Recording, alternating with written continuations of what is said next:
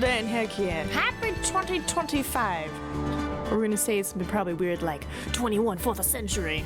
But anyway, new month, new year, time for more Venus Wright. It's a journey. Trilogy. And if I'm all bundled up, it's because the coldness has come to Texas. Now, if y'all remember, we don't hit continue, because that just brings us back to that, which is, no, we would say new game. And then we select the last one of this trilogy, which is Trials and Tribulations. Episode 1. What is that? What is... Yeah? Give me the tutorial level. If you see me munching, I apologize. So, you're gonna have to read by yourself for a second.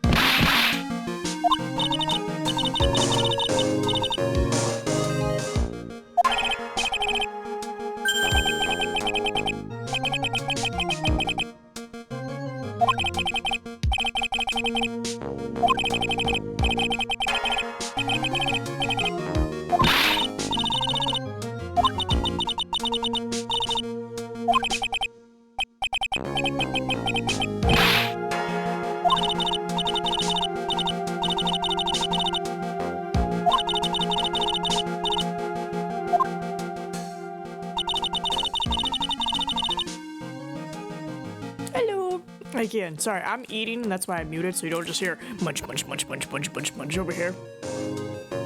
Not cold today, and I hope everybody is excited and happy for the upcoming schedule for this month.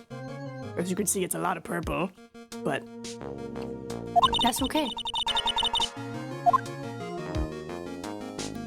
We're doing like a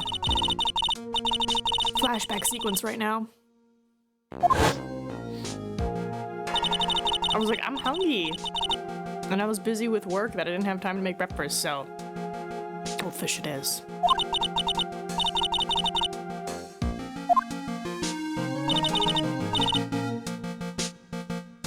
Plus, it was fun, like, looking back at all the stats and all the things we've done and just being like, wow, we've come really far. Like, I think what? We started like at 27K at the beginning of the year, and now we're like at 68, so I was like, oh. You know, I was impressed with ourselves. We're doing good. Alright, back to munching. A lot of purple. It's such mystery how that ever happened. Wonder what it was. Wonder what it could have been. Well, enjoy the stuff, because I'm gonna be munching instead of talking. Ow.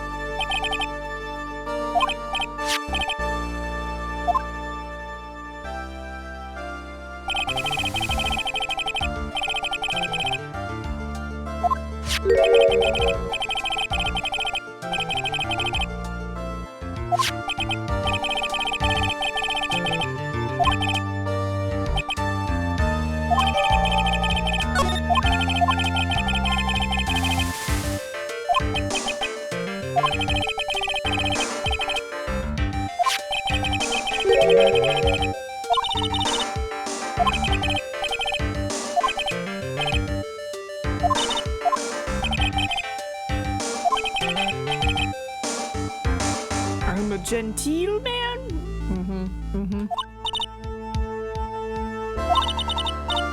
Stand up to him, Mia. Show him what you're made of. A perfect opportunity. Well, what was it? The cars. Go on.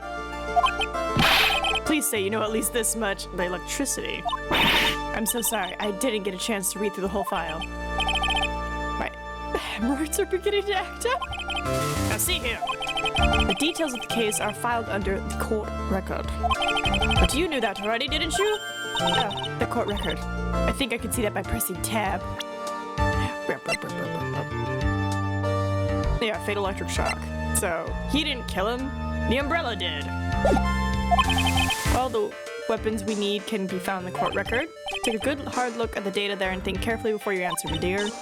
Yes, sir, I'll do just that. Got to stay calm. I can't let that prosecutor get the better of me. Court record. Okay, let's take a look. Just press tab here. Now then, will the attorney for the defense please answer the question? What was the cause of death? Electrocution. According to the court record, it was a fatal electric shock. In other words, electrocution. Electrocution? Well, how could such a thing happen? Did the murderer use some type of new, super powerful stun gun, perhaps? The answer to that will become crystal clear as this trial proceeds, Your Honor. But before that, there is one more vital issue. What's that? Why, motive, of course. Yeah, what is the motive? Apparently there was some bad blood between the victim and the defendant. Bad blood? What do you mean? Oopsie, I'm terribly sorry. You're the defense attorney, so you must know all about it. I shouldn't be stealing your spotlight like this. I really don't like this guy's smug attitude. That's Winston Payne for you. He's one smooth operator, if you catch my drift. They don't call him the rookie killer for nothing, you know? The rookie killer. Okay. Now then, let's hear from the defense. What was the source of the bad blood between the victim and the defendant? And this time, I would like to see some supporting evidence.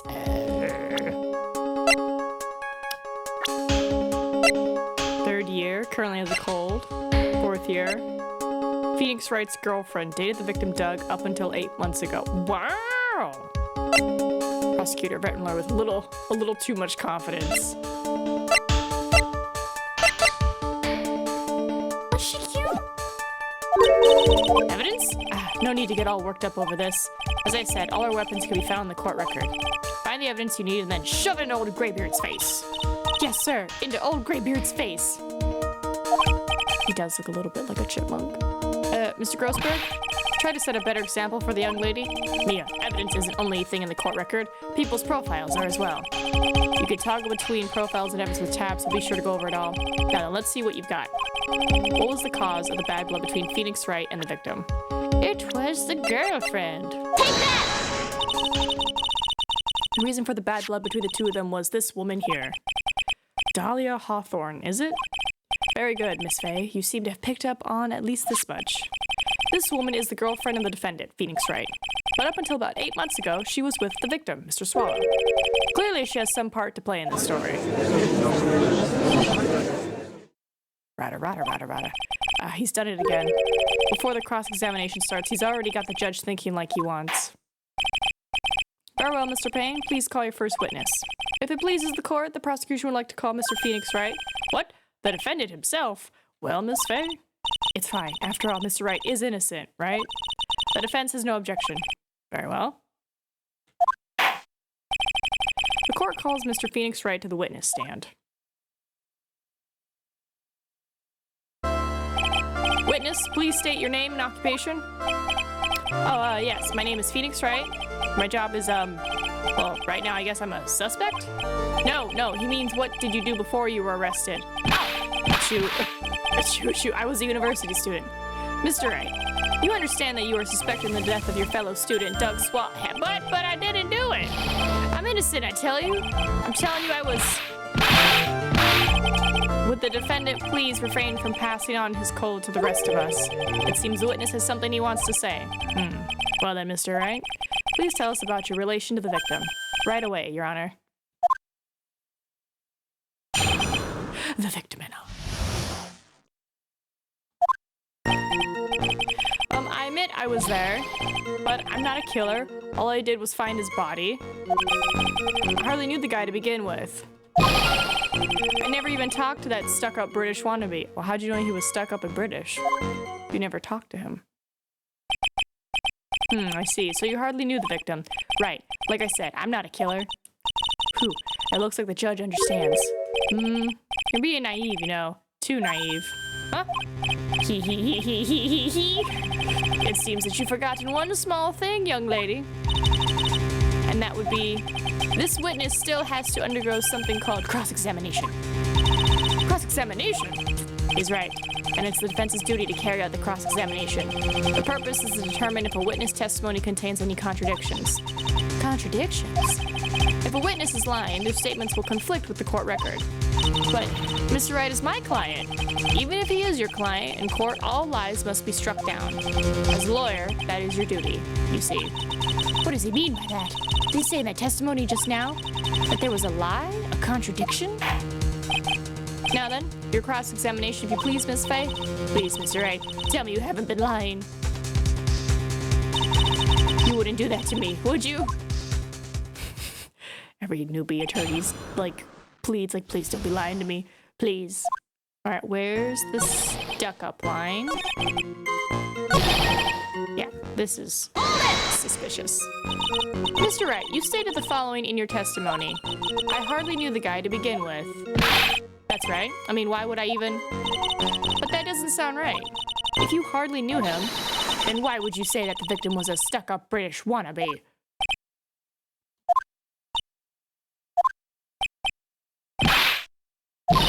Well, Mr. Wright? No, it wasn't me. I'm not a killer, I swear. Mr. Wright, I will give you an opportunity to revise your testimony. How is it that you knew the victim was, as you put it, a British wannabe? Yes, well... He was always walking around with a huge Union Jack on the back of his shirt. Do we have anything like that in the photo?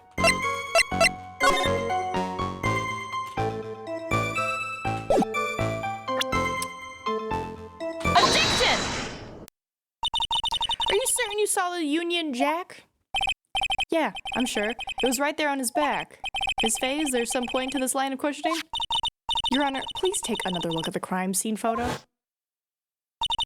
As you can see, there's absolutely nothing on the victim's back. Hey, wait a minute. He's wearing a leather jacket. The Union Jack was on the back of the t-shirt he was wearing. I was under the impression that you accidentally came across the body. But if that was really the case, then you wouldn't know that, would you? Oh. You'd have no idea at all what he was wearing underneath that jacket. Mr. Wright, you've been lying to me. Please forgive me. Mia, you've made our client cry. Let him. That P on his chest doesn't stand for Phoenix anyway. Can't believe I trusted him. Mr. Wright was all wrong. That was an impressive bit of cross-examination. Thank you for uncovering the defendant's lies for me. It's quite clear that this man did not simply stumble upon the scene of the crime. Uh-oh. Did I go too far? By the way, Mr. Wright, you seem to have a rather bad cold. Have you taken any medicine for it? Yeah, I took some, but... Was the medicine that you took an over-the-counter brand? Called Cold Killer X? Oh my god. Yeah, that's right. It kills colds good. Hey, wait a second. How did you know I'm a big fan of Cold Killer X? Would you happen to have that medicine with you right now? Well, actually, I seem to have lost it somewhere. He lost it? Does this even have anything to do with the case?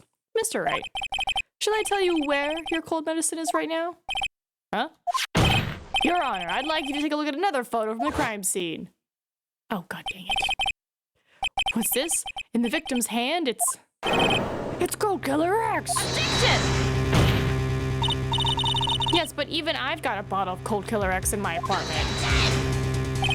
I'm sorry, but I'm afraid that argument won't work. There's no doubt as to who this bottle of Cold Killer X belongs to, especially since Mr. Wright's fingerprints are all over it. What? He looks so cozy in that sweater. Sensing his murderous intent, Mr. Swallow must have picked up the bottle of medicine, dropped by Mr. Wright, and hid it in his hand. His purpose in doing so can only have been to identify his killer as Phoenix Wright. Order in the court. Your Honor, I'd like to present this photo and bottle as evidence. Very well. The court will accept them into the record. Alright, we got the crime scene photo 2 and fingerprints. Also, the victim's wristwatch was broken. Broken? Yes. It ceased functioning when a large wave of electricity passed through it. Well, Mr. Wright, do you have some kind of explanation for all of this? This is really bad. Oh, my buttocks. My poor. I can't with him. He's great. The truth is, I went because he called me. He was in the pharmacology department, so we agreed to meet at 2:45 behind that building. We talked for a bit, and then at around 3, we split up. Then later, when I went back, I found him lying there. I've been taking Cold Killer X for the last 2 or 3 days, but I lost my bottle of it around lunchtime on the day of the accident. Mr. Wright, it's completely different from the testimony you gave previously. I'm sorry, Your Honor. I was afraid you wouldn't believe the truth. You'll forgive me if I say I hardly find your current testimony any more credible. Miss Faye, please begin your cross-examination. Oh, please, Mr. Wright, don't tell any more lies. I like that, like, me and Wright, like, have the same, like, pose. It's kind of cool. It's in the well, I mean, that's pharmacology. That's medicine, right? So... Is it Mr. Swallow who indicated that you should meet at 2:45? Yeah, and we were both there right on time. You said the victim was in the pharmacology department, correct? Yeah, he was studying how to manufacture and improve pharmaceuticals. Everyone called him the alchemist of IVU. An alchemist? I see. I gotta admit, it was a little suspicious. He had a whole laboratory and everything. It was filled with chemicals and strange machines that run on high voltage electricity. Oh, how fascinating. Sounds like he was quite an ambitious young man. What do I do? Maybe I should ask him for some more details about the timing. Yeah, about the department, because I'm like, if he worked with medicine, it would explain why he has a bottle of medicine. I was wondering if you could tell us a bit more about the pharmacology department. Well, okay, sure. I don't know all about that much, though. A little bit earlier in your testimony, you said something interesting.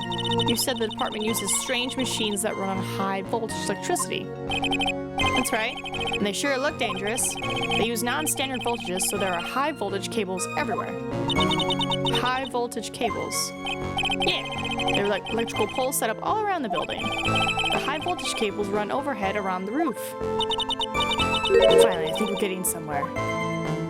Where are you getting? We talked for a bit, and then at around 3 we split up. Then later, when I went back, I found him lying there. Been taking Cold Killer X for the last 2 or 3 days. But I lost my bottle of it around lunchtime on the day of the accident. See, that's... Hold it! And how'd he get it? On the day of the incident, what did you do for lunch? Huh? What does it have to do with anything? You can never be too sure. I always eat with Dolly, just the two of us. I know, but from what we saw at the beginning, I don't know, is she poisoning? Was she trying to poison him?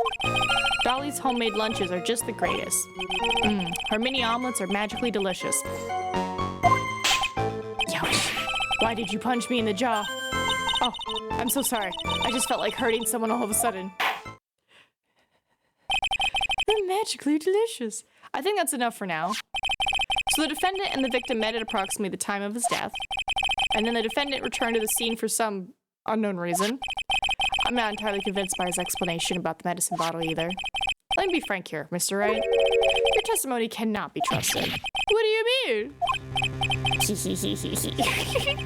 I knew it was too much work for a little girl. However, there is one mystery that still remains. There is, Your Honor? How the murder was carried out, of course. Just how was the victim electrocuted? I don't believe the murder weapon has been produced yet, correct? Well, that is... You are correct, Your Honor. So how exactly was Mr. Swallow killed? If I could somehow establish how it was done, maybe I could still come out of this mess smelling like a rose. Yeah, establish murder method. Your Honor. Yes, Miss Faye? I believe that if we were to piece together everything we've heard up until now, we should be able to solve the mystery of how Mr. Swallow died. That would be most impressive. Quite the brash statement coming from a rookie. But even a beginner like you must understand the basic rules of the court. An attorney must be able to substantiate the arguments with evidence. Of course I know that. Actually, I had totally forgotten about that. Now then, Miss Faye, let me see what you've got. Show me how you believe the victim was electrocuted. The first photo, right? Yeah. Okay, so present. Take that! As for the cause of death, I'd say this picture captures it quite well. What? But there is nothing that even remotely resembles a murder weapon here. I'm afraid the defense is going to have to explain this in a bit more detail. Miss Faye, where exactly in this photo is the murder weapon? Up here. Ah! Take that! Well, naturally, it's right here. That's... What is that? A severed electrical cable. I believe, Your Honor. Remember the testimony we've heard? The machines the pharmaceutical students use in their experiments require high voltage. And because of that, there are special high voltage cables strung up everywhere. So then, the high voltage cable. Yes, the high voltage cable is the cause of the death. That is the most likely explanation. That certainly sounds plausible. Well, Mr. Payne, what do you have to say about this? Well, I believe some praise is in order. Don't toy with me, old man. Now. The victim's cause of death may indeed have been a high-voltage cable. However, I want you to think about what that really implies. The only one who had the opportunity to use the cable as a murder weapon was... the defendant. That much is certainly true. Yes, and that's not all. We have proof. Irrefutable proof that will establish that Mr. Wright was the murderer. You do? Well, what is it? I'm surprised the judges are like, why didn't you lead with that? His fingerprints. Fingerprints? You mean that the defendant's fingerprints were on something besides the medicine bottle? Let's take another look at the crime scene photo. As you can see, the victim is wearing a leather jacket. And as you may know, leather holds fingerprints quite well. Does it? You mean... Yes, it was quite clearly imprinted on the chest area of the victim's jacket. Chest area? The palm print of the defendant's very own hand. What? I can only think of one way Mr. Wright could have left a print like that. Intent on murder, he squarely pushed the victim towards the severed electrical cable. Oh, Rush is all bundled up in his bed because it's cold.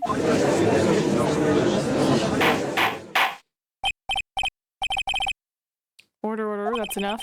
I think we can conclude that there's no reason to continue with this cross-examination. Stick a fork in us, we're done! Oh my god, it made me think of steak. But Mr. Grossberg, they never lie, the show was over, Mia. I knew that boy was guilty the first time I saw him. No, you're wrong. Mr. Wright is innocent. No further evidence is required to convince you of this man's guilt. Your Honor! This time I'm prepared to render a verdict in this case. Hold it! Do you have something further to add, Miss Faye? Is this what you want, Mr. Wright? You still haven't told us the truth, the whole truth. If you don't say something now, the judge is gonna hand down his verdict. But I can't. I just can't say it. If I told you what really happened, then I'd be... It's okay, Mr. Wright. I'm your attorney. You can trust me. Miss Faye. Oh, look at that baby face. No matter what it is you have to say, I believe in you and I'll represent you to the very end. We've already established the defendant's guilt. There's no further need for him to say anything. Wait a minute. Mr. Wright. I'll tell you what really happened. But I've already told you, Mr. Wright. There's no need for further. I did it.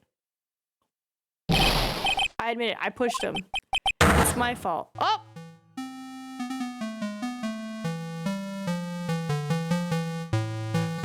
That girl, you shouldn't see her anymore. Well, I clicked too fast.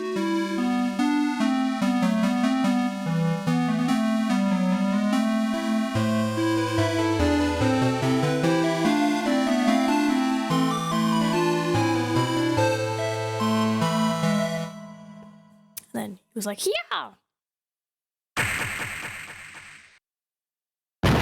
Damn, that's a hard shove.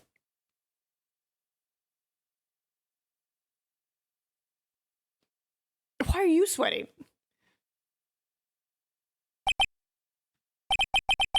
What you just said. Was that the truth? Yes, I was afraid that if I told the truth, everyone would think I was the murderer for sure. Well, as things currently stand, we're all absolutely convinced you are. Please give me one more chance to explain. This time I swear I'll tell the whole truth. It'll be okay, won't it, Miss Faye? I believe in you. Oh, thank you. I still can't believe it. You really did push the victim. It feels like we're doing the Harlem Shake. Do the Harlem Shake. Oh my god, that song. I haven't heard that song in a minute. I think what? Oh my god, has it been a decade? Has it been a decade since I've heard that song? No. Hold on. When did Harlem Shake come out? Oh my god, it has. It came out in 2013. Oh my god. I'm so old. Alright, that guy, he was talking bad about Dolly. I lost my temper and gave him a shove. At that moment, I heard some kind of loud noise. A little while after I left, I started to get worried. So I went back, but he was just lying there, dead. Well, hold on now. You pushed him, and it showed him landing on his back. And then you heard a loud noise and found him on his stomach. Well, the explanation is really quite simple. Something's amiss. Or Dolly's a murderer. When you pushed him, Mr. Swallow flew back and touched the electrical cable. He died from the shock, and that, as they say, is that. A simple explanation indeed. At the time of the incident, a light rain had been falling. Wet from the rain, the victim was more easily electrocuted. But when I pushed him, there weren't any electrical cables nearby. If there had been something like that, even I would have noticed it. That's true. Even a doofus like him couldn't miss that. Miss Faye? Let me warn you right now that if your cross-examination doesn't yield any new facts, I intend to deliver my verdict without further delay. Are we clear on that? Yes, Your Honor. Also, I should save. I should save.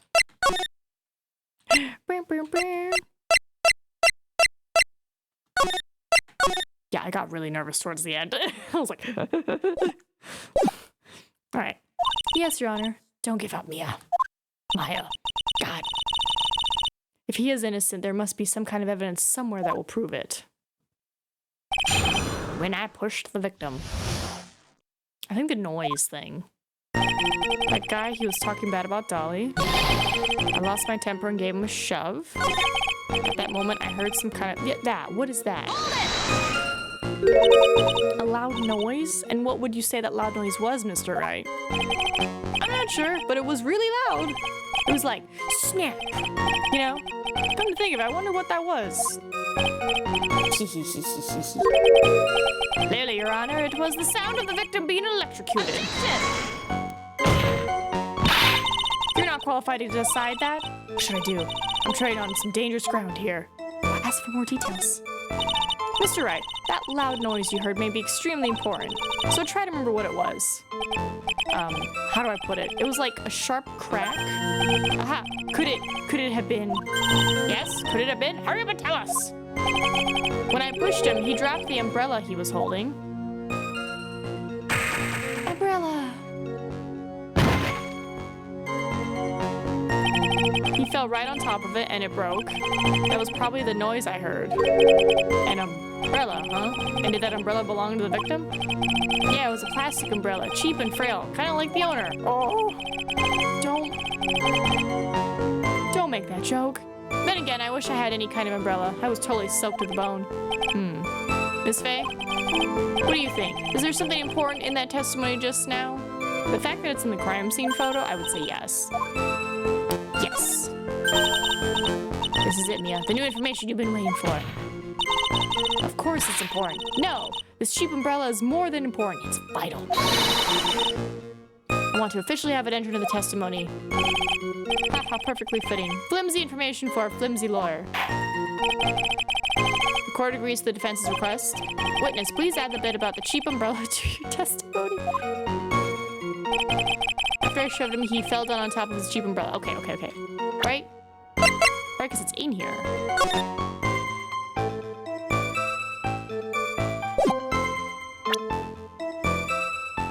Objection! Why didn't you testify about the umbrella from the very beginning? Come on, if I had mentioned that, I would have been able to counter the prosecution's arguments earlier. What do you mean by that?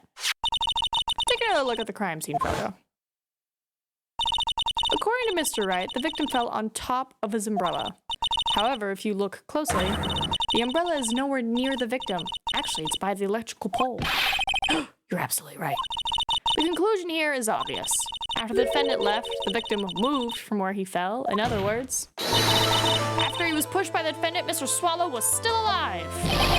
No! His little hair. Order. The victim, he moved?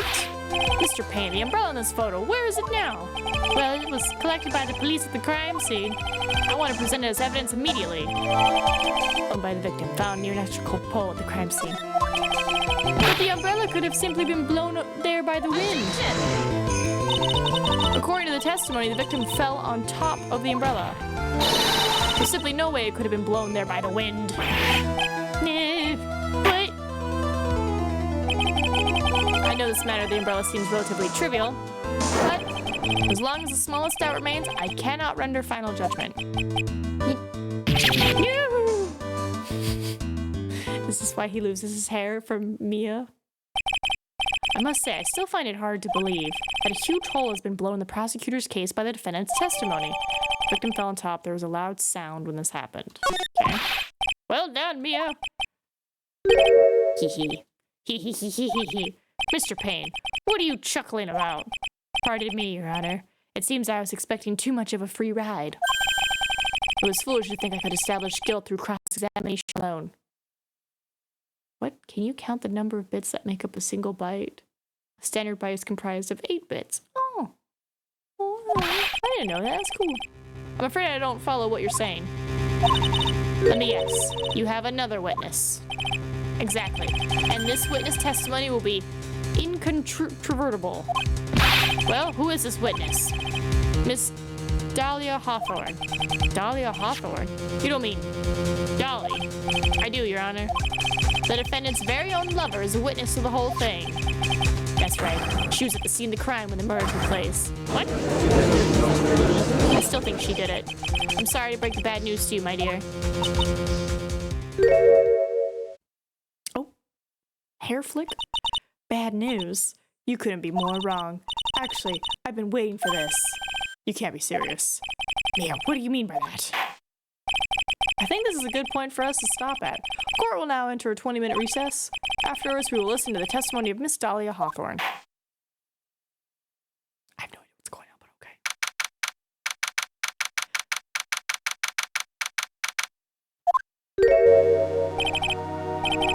Miss Faye, I'm sorry about what happened back there. That's alright, at least you told us the truth in the end, Mr. Wright. Yeah. So I guess I can start to relax then, huh? Oh my god. Relax? My boy! You can't be serious after hiding such important facts. But the next witness is my Dolly, right? She'll save me, I just know she will. Why do you think that? Huh? What do you mean? She's the love of my life, that's why. The love of your life? Oh.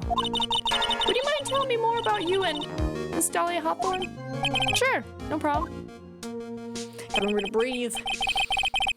Dolly and I, we first met about 8 months ago right here in this very courthouse. Oh, actually I'm studying to be a lawyer on the side. Anyway. They're so cute. Ah, but I bet she's evil. Sparkle eyes like that. Cute umbrella. Evil. One day, she and I just bumped into each other in the reading room downstairs. That's why I really think it was fate that brought us together. As soon as I first set eyes on her, I knew she was the one for me. Oh, here, take a look at this. Evie! She gave this to me the day we met as a symbol of our love. She's a predator. She's a predator. No one gives you a gift the day you meet and is like, this is a symbol of our love. You literally just met. From the looks of it, a couple minutes ago. That's... what is that called? Love bombing? Your ass got love bombed. Let me just scoot in here. Get this mic. She'd been wearing it around her neck that day, but then she took it off. But before she gave it to me, she said, I want you to carry this. So she gave it to you as a present? I see. This darling little bottle is filled with memories of my darling little Dolly. It certainly is a little bottle, all right.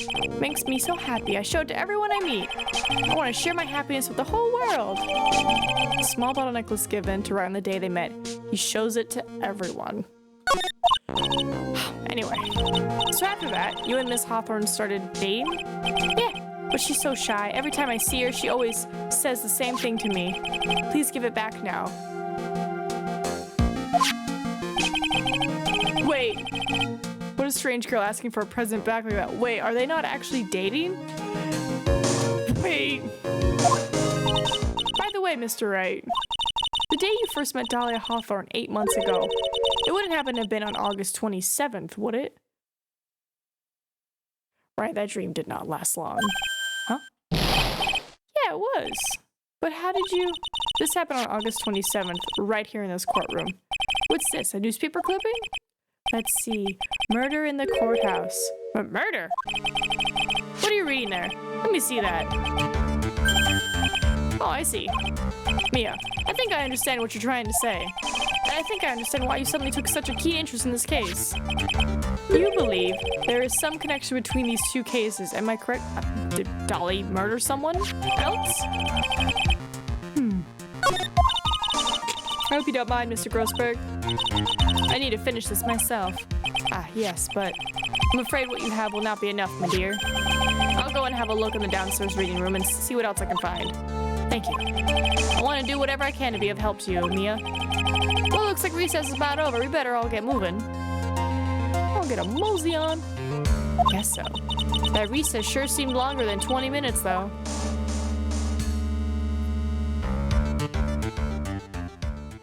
Nice. Wow, it's almost been an hour.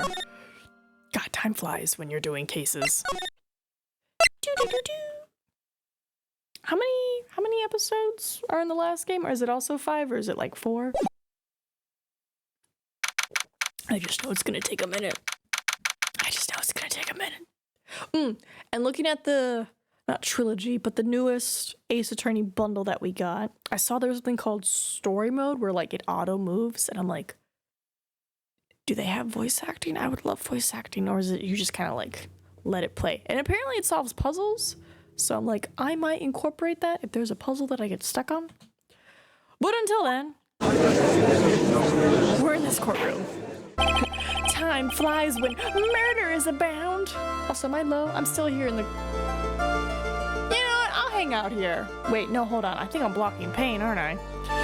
I totally forgot to move my webcam. Oh, I'm not blocking him at all. Second game had 4 cases. This game has 5. The next person is someone who witnessed the crime as it happened. Prosecution calls Miss Dahlia Hawthorne to the stand. I thought I was blocking people, but I think we're okay here. Oh, you're top. Oh my, what the? There's butterflies in the courtroom. What? What's with this stiff silence? Was she a fae? In my long career as a judge, I have been deceived by many witnesses. It's my job to doubt, to take no one at their word. But in your case, I must admit that you radiate a glow of complete serenity. Why are there butterflies? Also, she has an umbrella open indoors. I can't believe he actually said that. Oh, now then, witness. Could you please state your full name?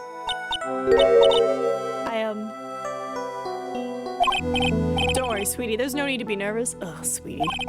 If anyone says anything rude, you can be sure I'll cut them right down to size. And I will bash them with my gavel. I love how they look straight at me when they say that. Thank you for calming my nerves. You are all so nice. I almost feel right at home. Not at all. It was nothing. If we may move on now, what is your full name and occupation? My name is Dahlia Hawthorne. I'm a junior in literature at Ivy University. I just want to say, it's an honor for me to be here in your noble presence. The honor's all mine. No, the honor's all mine. Well, we know whose milkshake brings all the boys to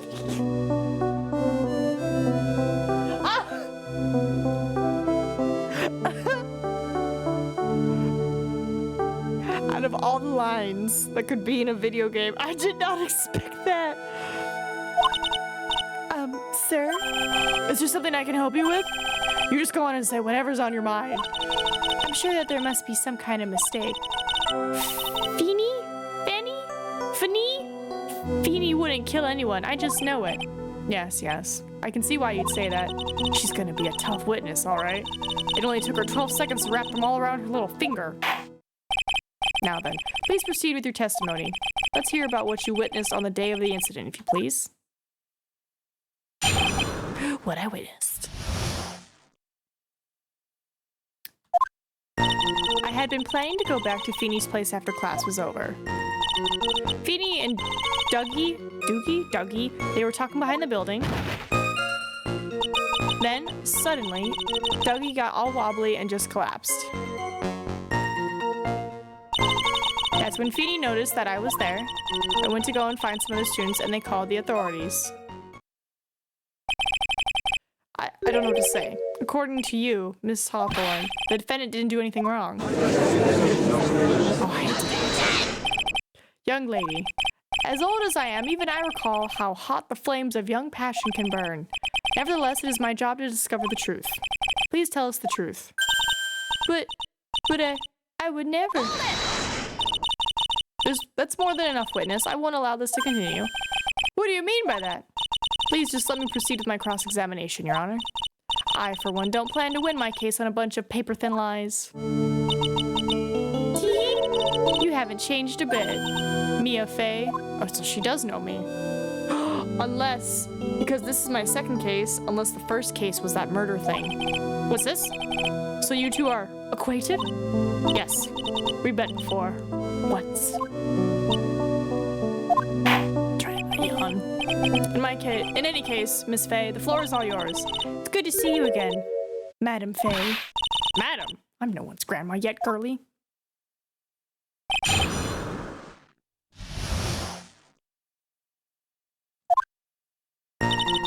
I've been planning to go back to Feeney's place. Feeny and Doogie, they were behind the building. Yeah, this one's weird. Are you saying that the victim just collapsed on his own? Yes. In other words, the defendant never touched the victim, is that right? I was watching the whole time. Feeny never did a thing to Doogie, Dougie. I press her for no good reason. I'll just know the judge will get angry with her. Me. So what should I do about her testimony? People's lives are not very becoming, Miss Hawthorne, so let's drop them, shall we? What? I would never. Oh my god, she's crying. Miss Fey, I will not allow you to badger this witness. I believe the defense is engaged in a fishing expedition. That is, she has no supporting... Please don't glare at me like that, I'm just doing my job. Now then, Miss Hawthorne. Itchy. The defendant's palm print was found on Mr. Swallow's leather jacket. It has already been shown that Mr. Wright did in fact push the victim. What? There's no need to try to cover for the defendant. It'd be much better if you came out and told us the whole truth.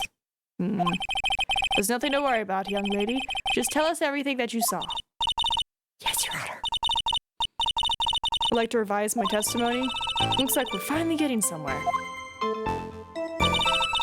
Actually, I didn't see the moment he pushed Dougie. It didn't look like they were fighting, and I didn't hear anything unusual either. I went to go and find some other students, and they called the authorities.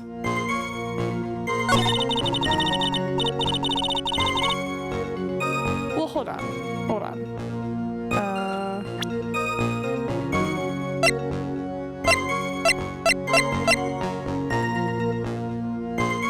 Right, there was a loud sound. I would think that they're fighting. Objection! You say you didn't hear anything unusual. Is that correct? Yes, that's why I was very relaxed, looking at the scenery around me. This girl. That's nice, but I find that just a little odd. I have here the testimony of your boyfriend, Mr. Phoenix Wright, and he clearly testified to the effect that when he pushed the victim, he heard a sharp, loud noise. He said that? If you were really that close to the two of them, why didn't you hear this noise as well? Well, maybe the noise just wasn't all that memorable. But according to Mr. Wright's testimony, it was a sharp noise like a snap. There's no way a noise like that could fail to make an impression.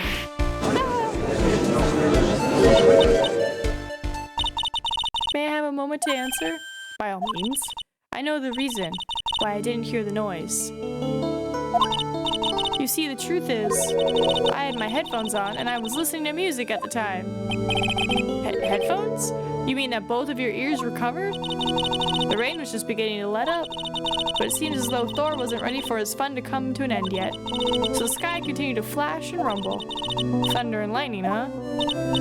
Yes, I'm afraid of the sound of thunder, so I put my headphones on to block it out. It still baffles me that some people are just afraid of thunder and lightning, and I'm like,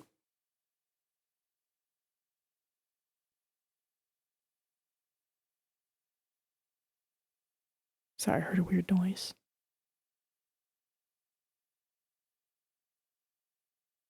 I think it was the neighbors. As you can see, there weren't any contradictions in our testimony after all. Wait a sec, Mia. The testimony just now. She said something that could totally change this whole case.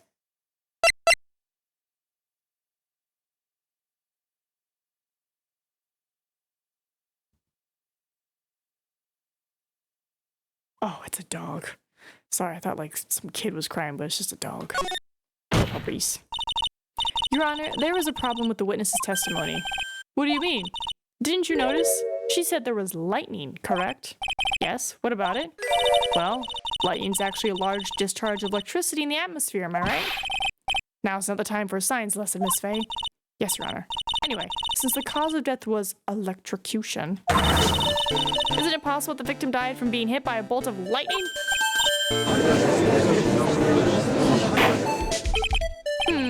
I must admit that the thought had not occurred to me. Just what kind of thoughts do occur to this guy anyway?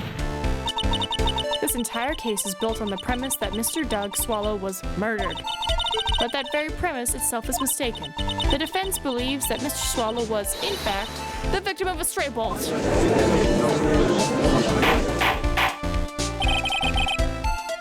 It appears the defense may be onto something. Could it be that the death was actually accidental? Alright, you did it, Mia.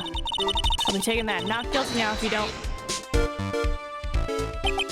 Hee hee. Hee hee hee hee. I'm hurt that you have such a low opinion of me, Miss Faye. Huh? I'm not a fool, you know. The prosecution has done its research, Your Honor. We found that there were no lightning strikes on that day at that location. What? What's more, we have evidence that the electrical cable is definitely linked to this case. Evidence, Mr. Payne? Well, what is this evidence? This affidavit. And who is this affidavit from? The pharmacology students who were conducting experiments in their labs that day. Allow me to read out to the court the testimony of the pharmacology students. All equipment in the labs lost power all of a sudden at around 3 p.m. that day. Was it a blackout? All of the lab's equipment runs on high voltage, Your Honor. So you're saying the equipment lost power because... Precisely. It lost power because of the severed electrical cable. The power outage occurred at approximately 3 p.m., which fits with the time of death listed in the autopsy report. Exactly. In other words, the victim died as a result of touching the severed electrical cable. According to the students, the cables were very old. They were planning on having them replaced in the near future. I see. Well, I hope his family sues the school. Apparently the cables had become so brittle that even the smallest bump would have caused them to break. Student's testimony added. However, there is one thing that troubles me. If the cable could have been broken by any small bump, then it wouldn't have snapped if it hadn't been bumped into, correct? Well, I suppose you could say that. Miss Faye, do you have any thoughts regarding the case of the severed cable? Your Honor.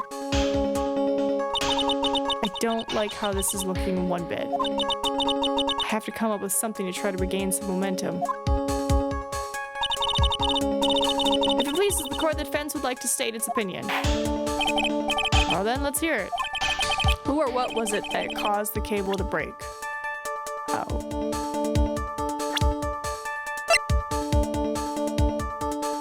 I mean, right now at the moment, we just have him with the pushing. We don't really have anything on Dolly.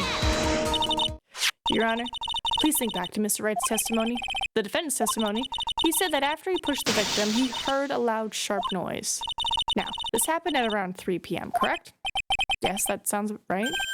Wait, are you saying that the lab equipment lost power at 2:55 p.m., which fits right in Mr. Wright's timeline? In other words, it was Mr. Wright's shove that caused the power outage. Strong shove. Yes, the prosecution also came to that same conclusion. And it was that very shove that caused Mr. Swallow to be electrocuted. I'm afraid I can't agree with you there, Mr. Payne. What's that supposed to be? Take a good look at where the victim landed after being shoved. See the umbrella? It's by the electrical pole. That's right, the victim banged in that pole as a result of being pushed. It was that impact that caused the cable to break. Well, that makes sense. And then the victim was electrocuted.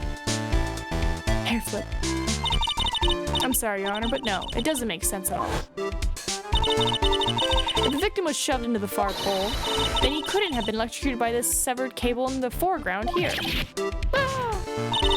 In other words, someone other than my client must have electrocuted the victim.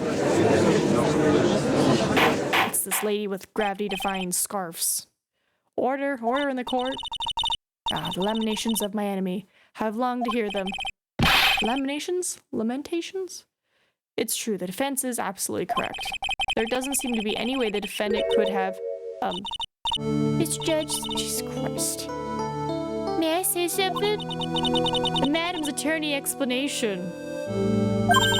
She said some things that are a little different than I remember them. Oh? What? What the? What is she gonna say now? Please, just once more. Hear me out. As I totally don't lie on the stand again. May I please testify one last time? Please, Mr. Judge. Okay, she's about to cry. Of course, it's all right. I'm gonna move my kitty cat mouse pad out of here because it's blocking some stuff. I technically have two mouse pads. I have like my Borderlands mouse pad with what's his name, Zero on it. And then I have my new mouse pad because it actually has like a little wrist rest. But you know, they sometimes fight for the same space. So we gotta, you know, make room and be like, hey, you know.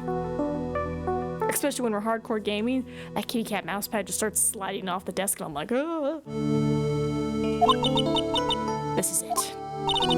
She's finally starting to show her true colors. Is she? Let's see what she says. The truth is, Feeny pushed him I don't trust that statement. The first time was into the electrical pole. That's when the cable broke. Then Dougie tried his best to run away from him, but Feeny caught up and crashed into him from behind. The cable snapping and Dougie being electrocuted all occurred in less than a minute.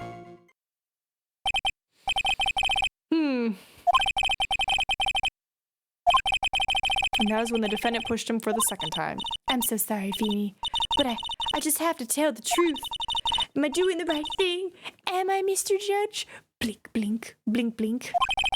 Of course you are, my dear. As painful as it may seem, you are. I don't trust a word coming out of her mouth. Now then, Miss Fay, you may proceed with your cross-examination. That very first line. There's no evidence to support that. There's no evidence. Lying on the stand, that never happens in this franchise, right? Never. Oh yeah, that too.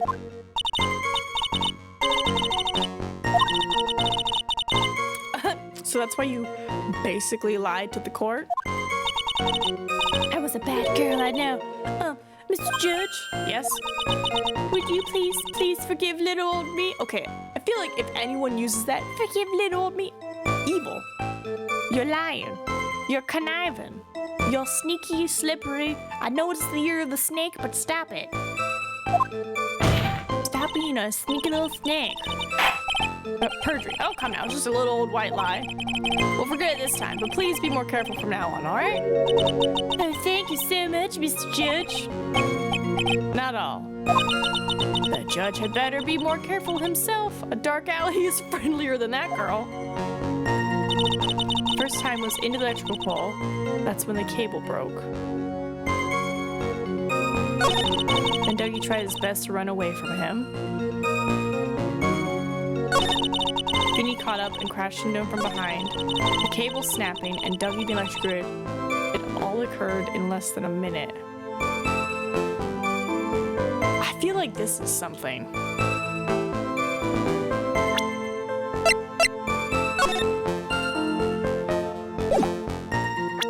Well, hold on. We have like the watch time table thingy, right? Objection! That's enough, witness. I'm afraid I don't understand. You will in a minute. Could you please take a look at this picture? Right, this is clearly after 3 o'clock. That's the one Feeny likes to take for his cold. It's not the medicine I want you to look at. It's the wristwatch. It stopped at the precise time the victim was electrocuted. In other words, 3:05 p.m. Yes, and your point is 2:55 it went out. My point is this. What time was it when the lab suffered that power outage due to the cable snapping? Well, according to the student's testimony, the answer is clear. It was 2:55 p.m. I love that as he says it, he's like, nah! He just starts freaking out. Would you care to explain to the court, Miss Dahlia Hawthorne, what exactly happened during this 10-minute interval? The defense proposes that it was during this interval that the real murderer killed Mr. Doug Swallow. Order in the court. What is this all about? This is nonsense. The real murderer? Even you can't deny that the time between the cable breaking and the electrocution are completely unaccounted for. Then who was it? Who else are you saying could have done it? There's only one person left. There's only one person who could have murdered Mr. Swallow. Only after my client had left the scene. Was there a window of opportunity for the real killer? Miss Faye, is the defense ready to indict someone as this real killer? Yeah. It's finally time. This is the moment I've been waiting for. Yes, Your Honor. We are ready. Very well. But remember, if you accuse the wrong person, you will be penalized. Penalized. Think very carefully before you speak, Miss Faye. Now then, Miss Faye, let's have it. Who is the real killer? Oh, I almost hit E. Take that! It could only have been you. Dahlia Hawthorne. What? How can you? The defense is grasping at straws. 10 minutes passed between the time the cable broke and the time of the electrocution. What exactly were you doing that whole time, Miss Hawthorne? Were you really listening to some music while cheering them both on as they fought? I find it hard to believe that you didn't lift a finger to stop the men dearest to you. Story mode option literally moves all gameplay from the game. You just turn it on and it won't have to press a single button. But is there voice acting? So essentially it's like watching a movie is what it sounds like. Okay, so if that obliterates difficult puzzles, I probably won't have it on all the time, but like maybe if I have to grab a snack real quick, I can just be like, 30 seconds of story time and, increase the difficulty because I won't know what's happening during the case. No, that might actually be bad. I shouldn't do that. That might make it harder. Clues are in the details. What? I mean, why?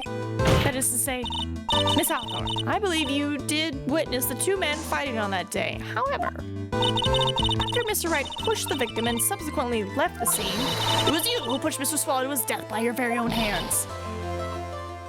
What was that? Everything went... How can you say something so mean, Madam Faye? I didn't do anything, as I sit back on my feetsies. Miss Faye, this is a very serious charge. Hold it! Oh, his own hold it! Please, I have something I want to say. I'm gonna disappoint you. No voice acting at all in the first game of the 3, and the other 2 only have like fully animated cutscenes, as in like the anime style 2D animation cutscenes with voice acting, but nothing besides that. So, more reading for me. And kudos to the people who do visual novels. What is it? Please strike everything the defense said just now from the record. What? Are you daft? You're totally wrong, Miss Faye. Dolly, she couldn't do something like that. Mr. Wright, get back in your seat. Bailiff, grab that man. Leave my Dolly alone. God dang it, Phoenix. That boy, he's gotten himself in way over his head. Oh, Mr. Grossberg, you're back. It seems I've arrived just in the nick of time. I found the police report on that incident in your newspaper clipping. Thank you so much. This is exactly what I was hoping for. Better take a good look at it. Incident overview. Diego Armando, occupation lawyer, suspect. Damn. Armando ingested poison while interviewing the suspect regarding another case. Traces of poison were found in the victim's coffee cup. No poison was found in the vicinity or on the suspect's person. It is unclear how the poison entered the victim's coffee cup in the tiny vial from the necklace. Boom. Case solved. Yeah, it's poison. Very little information is being disclosed this time since the victim of yesterday's incidents in the district courthouse cafeteria is said to have been a lawyer. However, police are questioning the 19-year-old female college student who was sitting with the victim.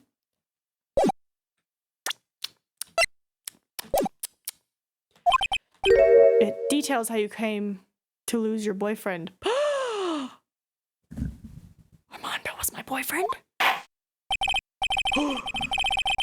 Now then, the defense has made a very serious accusation. She murdered my man?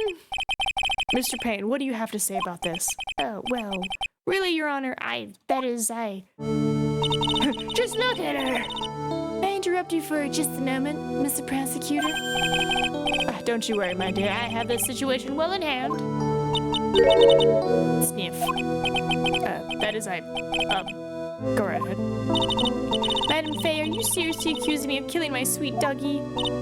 Yes, I am. Not only am I saying you murdered Doug Swallow, but you also tried to pin the whole thing on your current lover, Phoenix Wright. I told you that you should let me handle this. Weep. Sorry. Please go ahead. How can you say that? I'm absolutely devoted to my dear Feeny. The notion that I would try to frame him is ludicrous. This is all just too much for poor little me to bear. I believe the girl is trying to ask what on earth her motive would be. The answer to that lies somewhere in this police report. It must. 8 months ago, an incident occurred in the basement cafeteria of this building. Basement? And then that same day, the two of them accidentally meet. Your Honor, the defense requests further testimony from Miss Dahlia Hawthorne. Further testimony? What about? About the events of the day when she first met the defendant, Mr. Phoenix Wright. What could that possibly have to do with this case? The witness claims that she has no reason to frame the defendant. Am I correct? Well, I have evidence that suggests that she, in fact, had a very good reason. Very well, then. The court grants the defense request. Young lady, would you mind staying on for just a bit longer? The butterflies kill me. Of course not, Mr. Judge. Get ready for the battle of your life, Dahlia Hawthorne. Alright, how I met my Feeny. I first met my darling Feeny 8 months ago. It's like we were destined to meet in this very courthouse's basement reading room. It's such a weird basement. The moment our eyes met, my heart skipped a beat. We've been going out ever since that fateful day. We're so lovey-wovey, we literally make people sick. It's just jealousy, I think. Mr. Wright, do that again and you will be held in contempt of court. Oh, that was... I thought it was her. I didn't realize it was Wright. And now we enter the final act of our little drama. As we used to say in the days of my youth, go get her!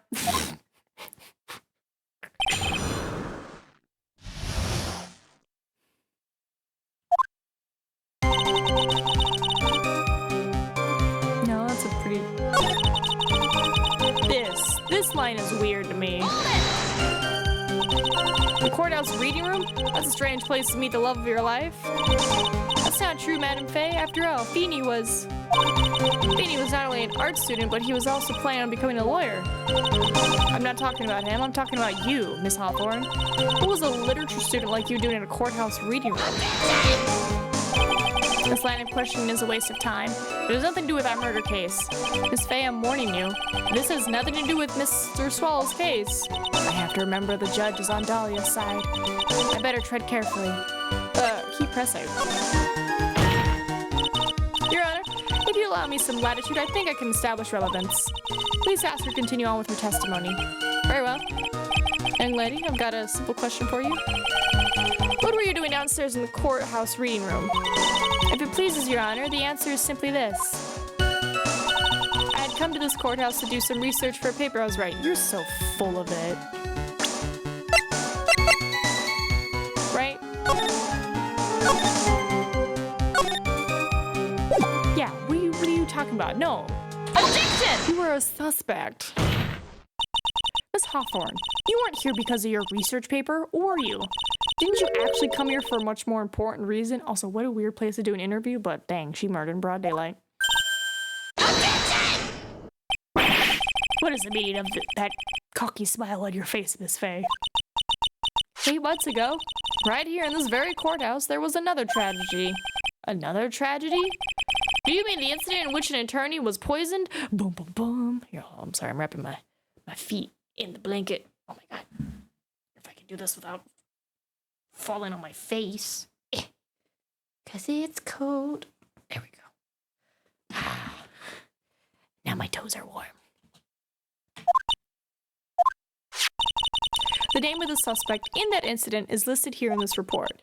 And that name is Dahlia Hawthorne. Dahlia Hawthorne?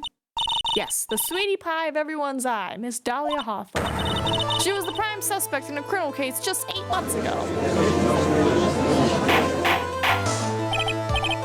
Order, order, order. This is unbelievable.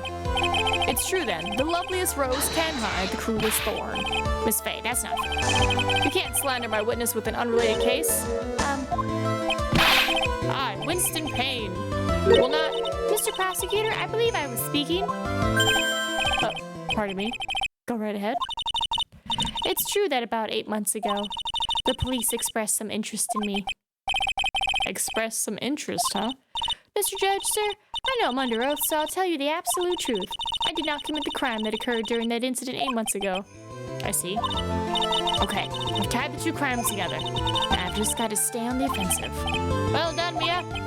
Oh, you really lit a fire in my heart and my buttocks. I can hardly tell which is more inflamed, my spirit or my...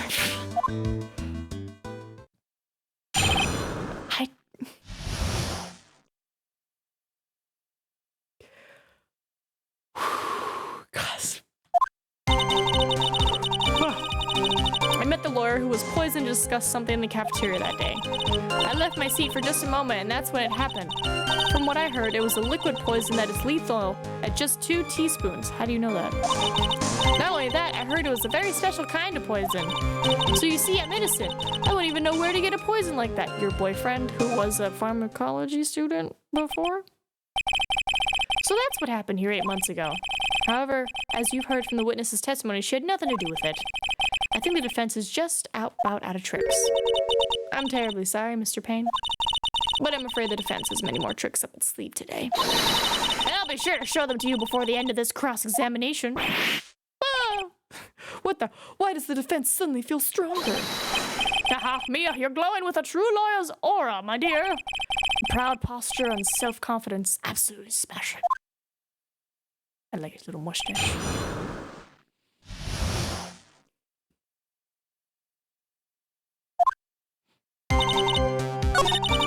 Yeah, give me the... I don't know. Yeah, present... the boyfriend. Objection! The ex-dead boyfriend. I don't believe you. What? In fact, you had easy access to that kind of poison, didn't you? At your boyfriend's lab. Boyfriend? You mean the victim, Doug Swallow? That's right. Up until 8 months ago, Miss Hawthorne was dating Mr. Swallow. And if you'll recall, Mr. Swallow was a pharmacology student at Ivy University. Pharmacology? His laboratory contained highly advanced chemistry equipment. In fact, without such equipment, the culprit could never have obtained such a rare and special poison. Well, Miss Hawthorne, seems you had access to such a poison after all. And then it was a matter of slipping in the victim's coffee when he wasn't looking. The only person who could have done that was the one sitting at its very table. You. Y'all, Russell woke up. It looks like the wind is blowing her. Could it be? It's nothing but a baseless accusation. May I say something, Madam Faye? What is it, Miss Hawthorne? The amount of poison in the coffee was 2 teaspoons, correct? In order to carry that much liquid, you would need some kind of container. Well, yes, that's true. I was searched immediately after the incident took place. Not immediately. Quite true, in fact, the entire courthouse was turned upside down. But they didn't find a suspicious container anywhere, did they? Who's right? They even mentioned that in the report? Well, you could have easily gotten rid of something that small. Excuse me, madam, but this is a court of law. You're saying I threw the poison container away. I think you need to show some kind of proof. Proof? She gotta go with that. Provide some evidence or I'll have to disallow this line of questioning, Miss Faye. Unless we can come up with some evidence, we're gonna lose this lead. The police conducted a full-body search of Dahlia and of the courthouse. And yet the container holding the poison disappeared right after the crime occurred. If you're going to accuse the young lady of committing the murder, then where is the container the poison was carried? What happened to it? Take that!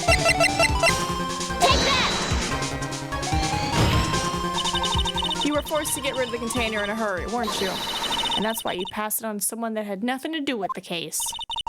Someone that you knew wouldn't be searched. Who is this person? Mr. Phoenix Wright, of course. So the defendant was this witness's accomplice? Of course. She gave the poison to him, disguised as a present. What? But that's a charming little necklace. Is this a little bottle? It's really quite cute. So what about it? What does it mean, Miss Faye? The day that the witness met and fell for Mr. Phoenix Wright was 8 months ago, August 27th, the very same day as the poisoning incident. Under the pretense of love, the witness gave my client a present. Oh, good morning, Russell. Oh, big stretch. Oh, he's a silly man. All for the purpose of hiding the one piece of evidence that would give her away. Are you saying there's a deadly poison in here? No, there's no longer any poison in that bottle. However, I'm certain if the crime lab were to analyze it, they would find a trace amount. No!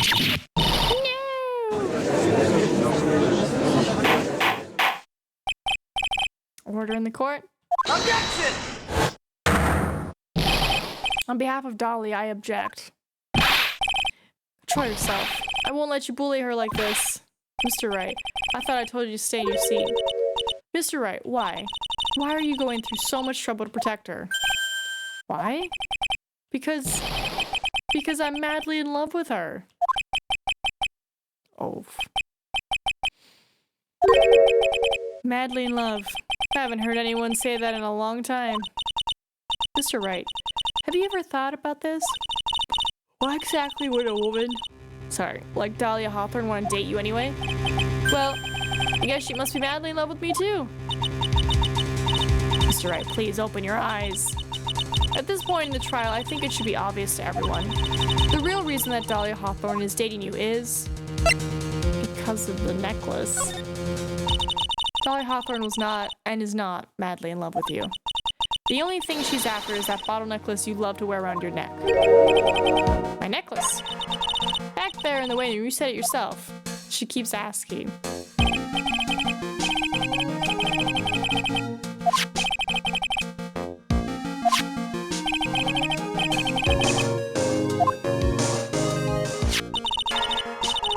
For Dahlia Hawthorne, that necklace is irrefutable evidence of her crime. That's why she absolutely had to get it back. You're lying. But you never gave it back to her. And to make things worse, you insisted on showing it to everyone you met. That's why she... I don't believe you. No, that's a lie.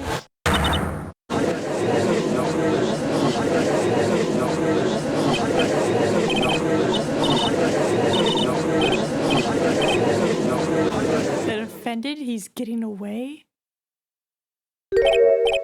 What just happened? I think so? That boy, he went completely insane. Where's Mr. Wright? It looks like the bailiff caught him, so he should be back soon enough. Thank goodness. Oh no. What is it? The bottle necklace. Miss Hawthorne's present. It's gone.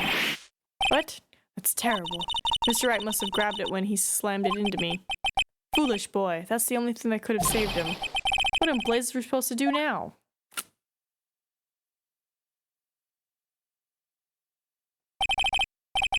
Mr. Wright, this sort of behavior is unprecedented in the history of this court. I'm sorry. I'm afraid that your apology is not enough. Mr. Wright, what did you do with the bottle necklace? Forgive me. I'm sorry. Did you? It's okay, just get back the necklace. I ate it. You did what now? You what? You ate it. It was too big to swallow, so I had to chew it into little bits first, but yeah. What? What is he doing now? Your Honor, you've got to stop the trial. Mr. Wright, are you feeling okay? Does your stomach hurt? That bottle you swallowed may have had some poison left in it.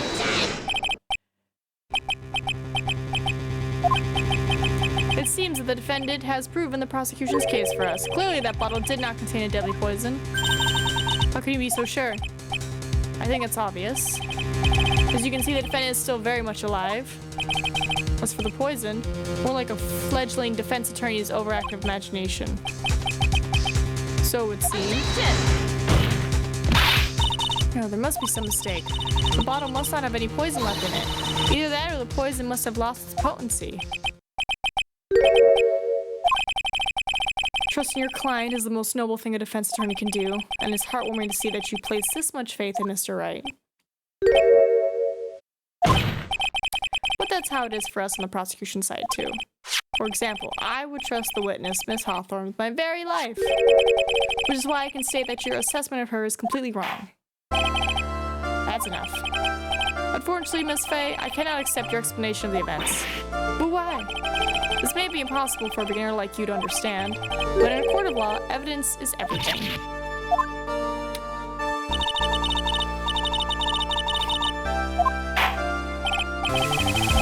Well, now the suspicions surrounding Miss Hawthorne has been cleared up. Oh. God dang it again. Mr. Wright. I'm sorry, Miss Fay, it totally slipped my mind. I'm really sorry. I know you believed in me and I feel like I really let you down. Mr. Wright, what are you trying to say? There's something I forgot to tell you. What is it? That day I met Doug Swallow.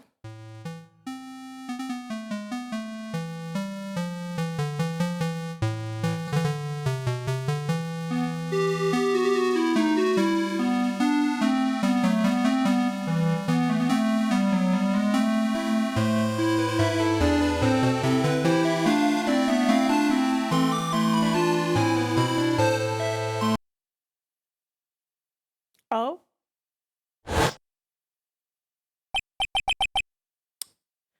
This feels like a very important detail, Phoenix. The same thing happened 8 months ago. A drug sample was stolen. She came to the lab that time too. It could only have been her. That girl's a thief. Stop it. Don't talk about it.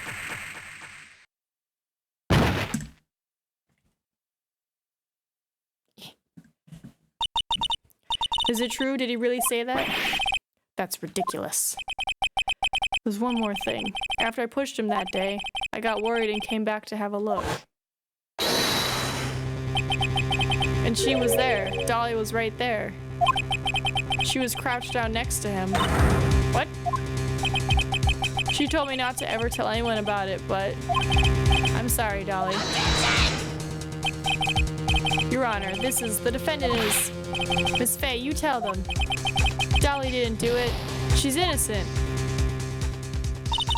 So Dolly stole poison 8 months ago, too. If you put that together with Mr. Wright's testimony, then there's only one possible conclusion. The defense believes that Miss Dahlia Hawthorne stole some poison the night before she killed Doug Swallow. The night before? Naturally. Her motive for stealing it was to kill someone.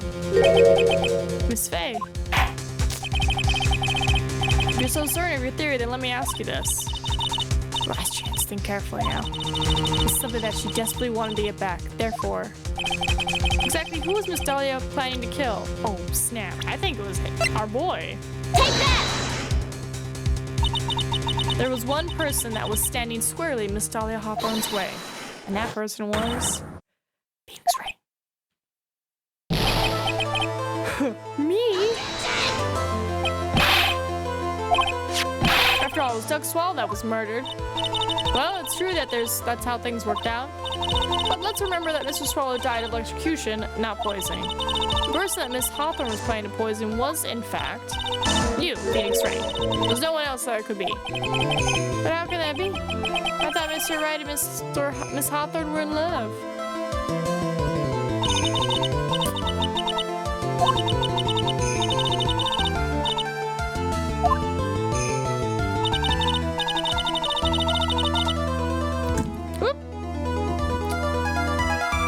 As I said before, the only thing Miss Hawthorne truly cared about was the one piece of evidence linking her to that incident 8 months ago.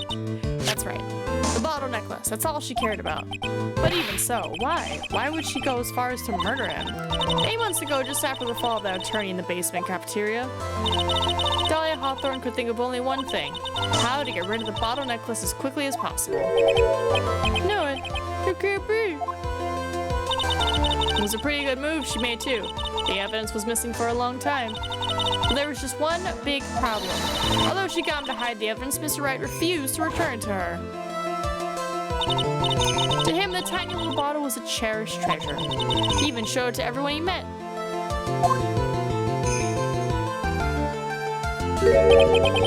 You mean? Correct, Your Honor. God, I need to sleep more. I will admit, I've been getting like 3 to 4 hours of sleep every night, so I think I just need a fat nap after today's stream. Work be keeping me busy. It's only a little bit of a nightmare. What a joke you are. Her true colors? Honestly, how can any woman ever count on you for anything? I even told you time and time again to keep your trap shut about me and that necklace. You disgust me. Oh. It appears that we're nearing the end of this trial. Fine, I can tell you plan on making me into a criminal no matter what I say. You are a criminal, Miss Hawthorne. We'll see about that. But first, where's your evidence? It seems your sniveling little crybaby of a client has eaten the bottle as a snack. Well, hey, old man, are you senile or something? Why don't you say something instead of sitting there with that dumb look on your face? Miss Hawthorne, what's happened to you? Are you really that shocked? Or do you prefer me this way, Mr. Judge? Yeah.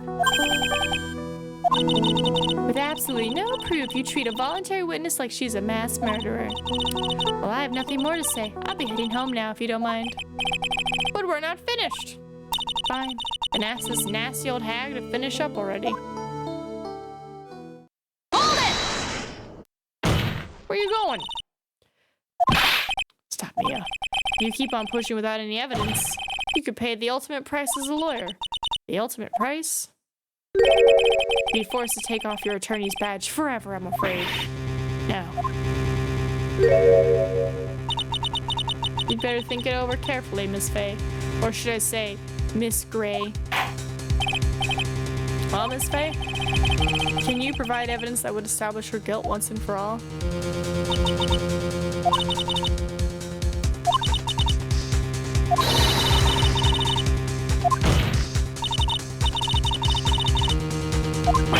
Impossible. You can't possibly. Stupid woman. It is the opinion of the court that there has already been enough discussion. Therefore, I will allow only one piece of evidence to be presented.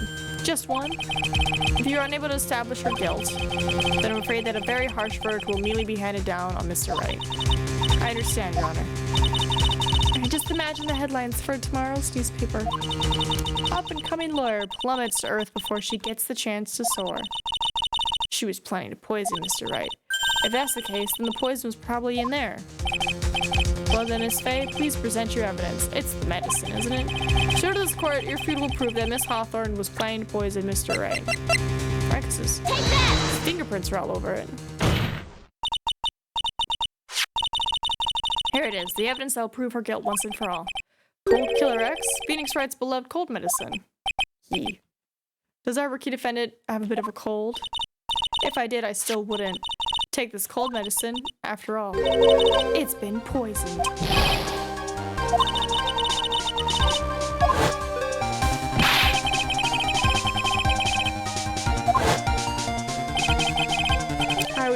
really just the two of us? She was the one who took his bottle of Cold Killer X. Then she poisoned it, knowing that Mr. Wright was gonna take some. Now you're really grasping at straws. After all, it was the victim, Doug Swallow, that was holding the medicine. I would like the court to recall the crime that happened here 8 months ago. Where did Miss Hawthorne hide the evidence? What are you talking about? 8 months ago, the poison was hidden in her bottle necklace, which she then gave to someone else for safekeeping. Someone she had accidentally run into the reading room, my client, Phoenix Wright. Yes, that's right. She did the same thing this time as well. After shoving the victim, Mr. Phoenix Wright left the scene of the crime. That is when the murderer, Dahlia Hawthorne, appeared. With her, she was carrying the poison bottle of Cold Killer X. This, of course, was so she could carry out her plan to murder Mr. Wright. I believe she did testify that she was going to meet with the defendant. Yes, and she heard and saw everything that happened at the scene of the crime, including what the defendant and victim were arguing about and the cut electrical cable. That's when she realized, I can't allow Doug Swallow to live. She used a separate electrical cable to silence him forever. She's as calm as a button. Unfortunately for her, that is when the problems occurred. Mr. Wright, who she thought had left the scene, came back to check on the victim. And on top of that, because of the power outage, some students showed up as well. It's hardly any wonder that she was, as she put it, in a state of panic. Recall that she was carrying that bottle of poison cold medicine. She must have thought, what if they searched me like they did 8 months ago? Yeah, she disposed of the evidence exactly the same way as she did back then. She hid something in his hand, or she had someone else hold it, in this case, Doug Swallow. Ooh, Epic just released another game. Ooh, Kingdom Come Deliverance. Very nice.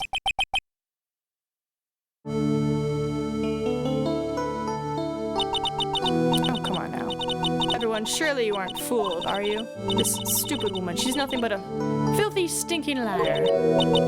Right, Mr. Prosecutor? Huh? Yes, that's exactly right. It's just pure desperation. Not to fight these people up in here. Wonder which one of you is the desperate one. So, Miss Hawthorne, this cold medicine. I wonder if you wouldn't mind taking some? Well, Mr. Wright ate the necklace of yours, right? Now it's your turn to prove your innocence. What do you say? Look, I'm just a filthy, stinking liar. Then there's no need to worry. Oh, if I am, then there's no need to worry. So come on, show us. I dare you to take some of this medicine right now.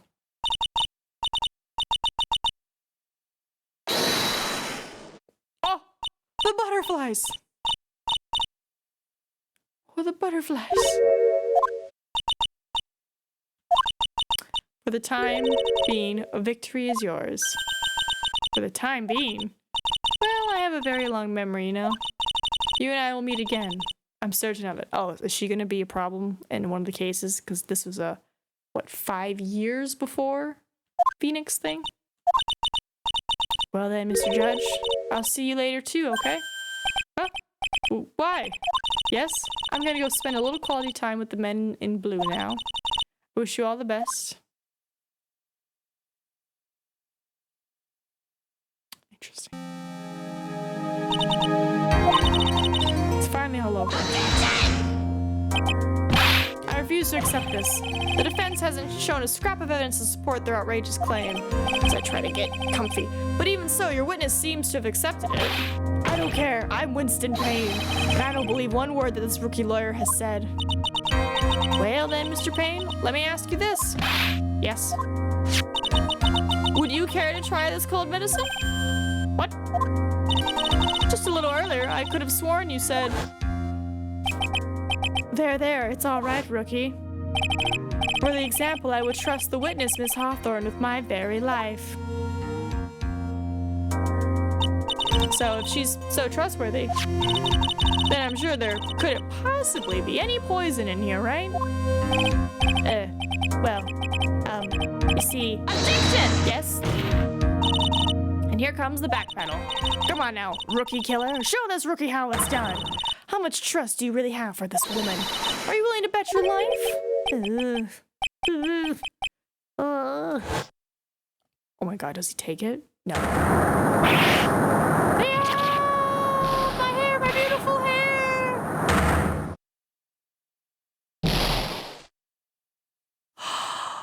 That's how he lost his hair. I was joking that it was because of us. No! Mr. Payne, about Miss Dolly Hawthorne? Yes, Your Honor. I'll file papers for her immediate arrest. Tragic, but not surprising. I knew there was something suspicious about her from the very beginning. Don't lie, just admit you were wrong. By the way, Miss Faye. Yes, Your Honor? Was it just me, or did you and Miss Dolly Hawthorne seem to know each other? Your Honor, whether we did or not has no bearing on this case. F for Winston's hair. Thank you. Thank you for paying respects to Winston's hair. Mr. Payne, this can't be happening. It's a nightmare. It's like losing to my daughter. It appears Mr. Payne has lost his spirit along with his hair. Does the defendant have anything further to say? It can't be true. My dear Dolly. Very well then. I believe I'm ready to pass judgment and bring this trial to an end. The court finds the defendant, Phoenix Wright, not guilty.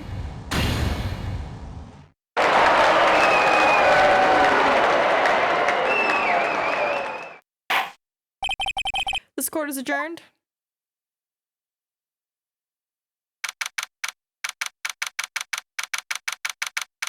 I'd say we do about 30-ish more minutes because it is Wednesday, so Whittle Wednesday. Whittle Wednesday stream day. Mia, you were wonderful in there. Thank you for everything, Mr. Grossberg. During the verdict, I thought we're gonna explode like Mount Vesuvius. Mr. Grossberg, do you maybe think you could stop talking about them? It's rather rude. Anyway, this case really made me think. What does it really mean to have a relationship of mutual trust with a client? Perhaps it is we veteran lawyers who have lost sight of this. Congratulations! Yay! Thanks. I was thinking. Go on. That Dolly that I saw up there in the witness stand, I don't think that was really her. What? Yeah, the Dolly I know could never have said those kind of terrible things.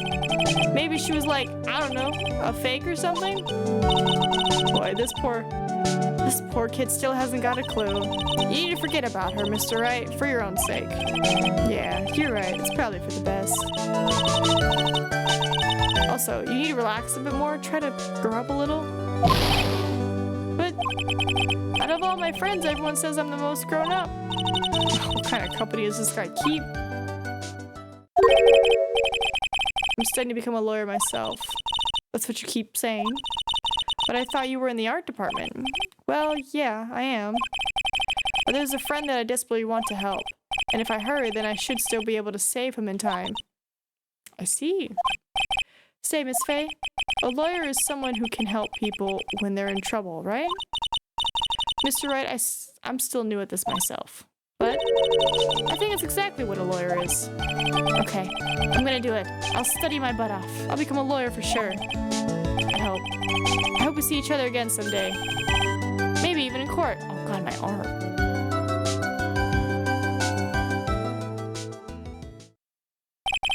It's been 5 years since I was acquitted of all charges. I became a lawyer like I planned, and I managed to save my friend. But Mia has passed on to a better place. For me, this trial brings up a lot of painful memories.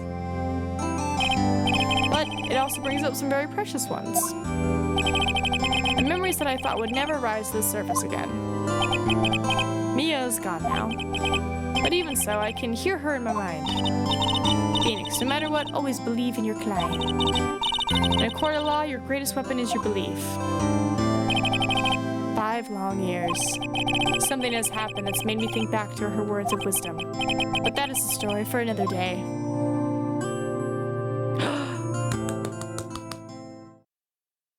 Ooh, do we end here? Or do we do Who's this guy? Somebody with a nose and then some evil magician man? Oh, wait, I was trying to look at it. Dang it. Yes, please save.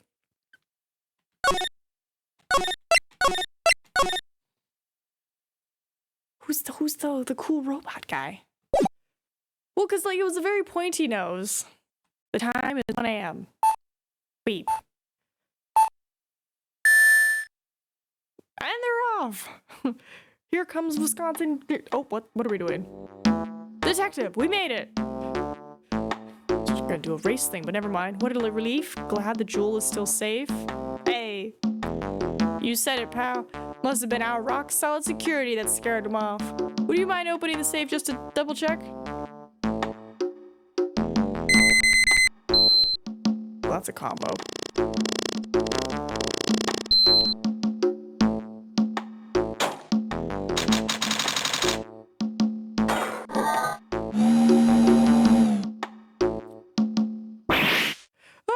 We've been had. Mask to mask salutations. Out front, guards, turn on the searchlights. Better luck next time, gentlemen.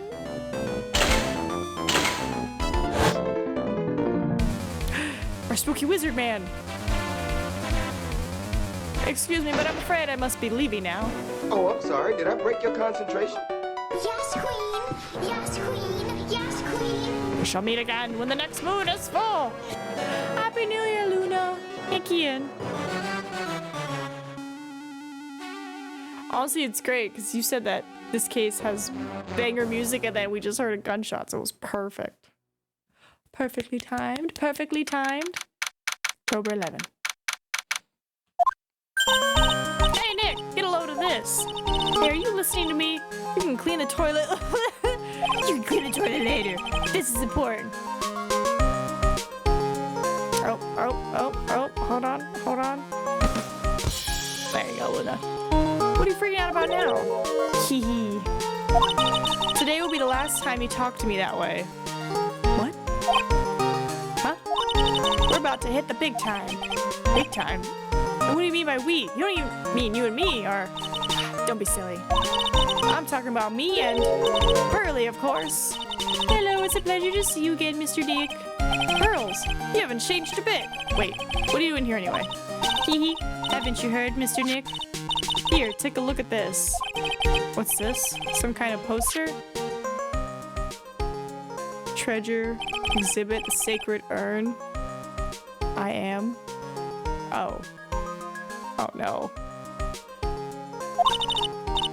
That's right, it's our hometown. Pearly and mine, that is. What's this about treasures from the booties? Very funny. You can laugh all you want. But you'll be singing another tune tonight. Tonight? What about tonight? The Treasures of Kurain exhibit doesn't actually start until next week, but the promoter sent us some special VIP entry passes. That's why I dressed up extra special today. What do you think, Nick? And same Maya, different day. She looks the same. This young lady here is Maya Fey. A recap in case you don't remember from the other games. The younger sister of Mia Fey, my friend and mentor. I first met her 2 years ago. I was working on the case surrounding Mia's death, and ever since then, I've been the one who's been keeping this law office afloat from behind the scenes. Actually, that's just a cover for her true identity. In reality, she's a spirit medium, and a bit of a shady character. Hey, who are you calling shady? And this little girl is Pearl Fey, but I usually call her Pearls. She's Maya's cousin and a spirit medium in training herself. I know I'm a bit young, but I want to help in any way I can, Mr. Nick. And she keeps shipping me and Maya together. Kurain Village is the home of the mysterious Kurain channeling technique, and Maya here is the daughter of the Kurain School of Channeling's master. I know it sounds ridiculous, but it's no joke. I've seen her power with my own eyes. It's the real thing, all right. Earth Nick, how long are you gonna make two gorgeous women like us wait? Yes, Mr. Nick, I can't wait any longer. I want to see the exhibit. Looks like I don't got a choice here. Might as well head on out. Oh. Lordly Taylor. Lordly Taylor. The city's fanciest and most expensive department store. Treasure exhibit, huh? I have to admit, I'm pretty impressed. Oh. Oh, wow. Wow. This is awesome. Yeah, you can make even the cheapest junk look great. It all depends on how you display it. Oh, they even have the dusty old hanging scroll that was in the Fay Manor storeroom. Oh yeah, I remember scribbling on it when I was a little girl. On a family heirloom? Say, Nick, the person in charge of this exhibit is waiting for us in the basement warehouse. Alright. I guess we should go and say hello?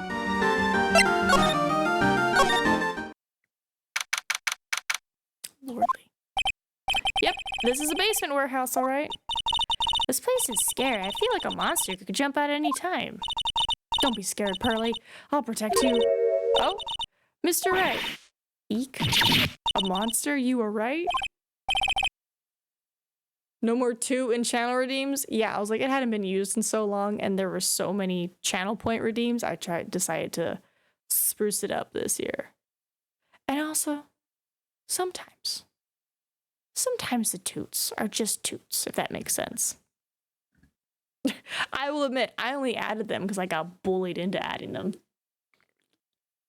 Because when I first started, everybody's like, you gotta have toot redeems, you gotta have fart redeems, you gotta have fart redeems, or no one's gonna come to your channel. And I was like, oh, okay, I'll have fart redeems. But I'm like, we're better than that. We can just type toot if we need to be. Adrian! You! I know you. Nice to see you too. Nice to see you again too, little miss.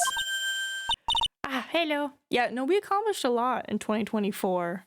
We got out of a toxic household. We got awesome roommate. We have new cat son. We played... Oh god, how many games did we play? Let me check on my phone here real quick. How many games did we play? I know I just posted about it. Boop, boop, boop, boop. Where's my home button? Boop, boop, boop, boop, boop, boop, boop, boop, boop, boop, boop. Yeah, we played like 2... Not this. There we go. We played 178 games. We broke about 19 of them. We joined a stream team. We joined 2 of the guilds. We died 1,710 times last year. That's so much death. That's so much death. What? Hash he first toot of the new year? Oh, has. Sorry, I was reading it as something else, like haha. Has the first toot of the new year. Yeah. Yeah, you do. Actually, do I even have that command anymore? Hold on.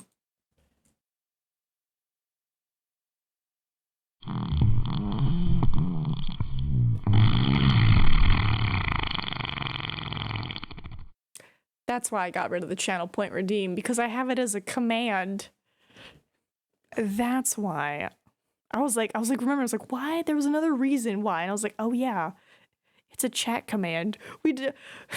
I'm taking up a valuable channel point redeem slot when we could just do that. But there you go, Luna. If you really must have a toot, have a toot. Is she a friend of yours, Nick? And how do you know her, Pearly? Nice to meet you. I'm Adrian Andrews. I'm in charge of the promotion and planning for this treasure exhibit. That's right. Wasn't she kind of kidnapped at this point? No. Yes. It was a whole thing. I'm also responsible for the security arrangements. Oh, nice to meet you. Adrian sure has changed since we last met. So this is the warehouse. The really valuable exhibit items are still stored away in here.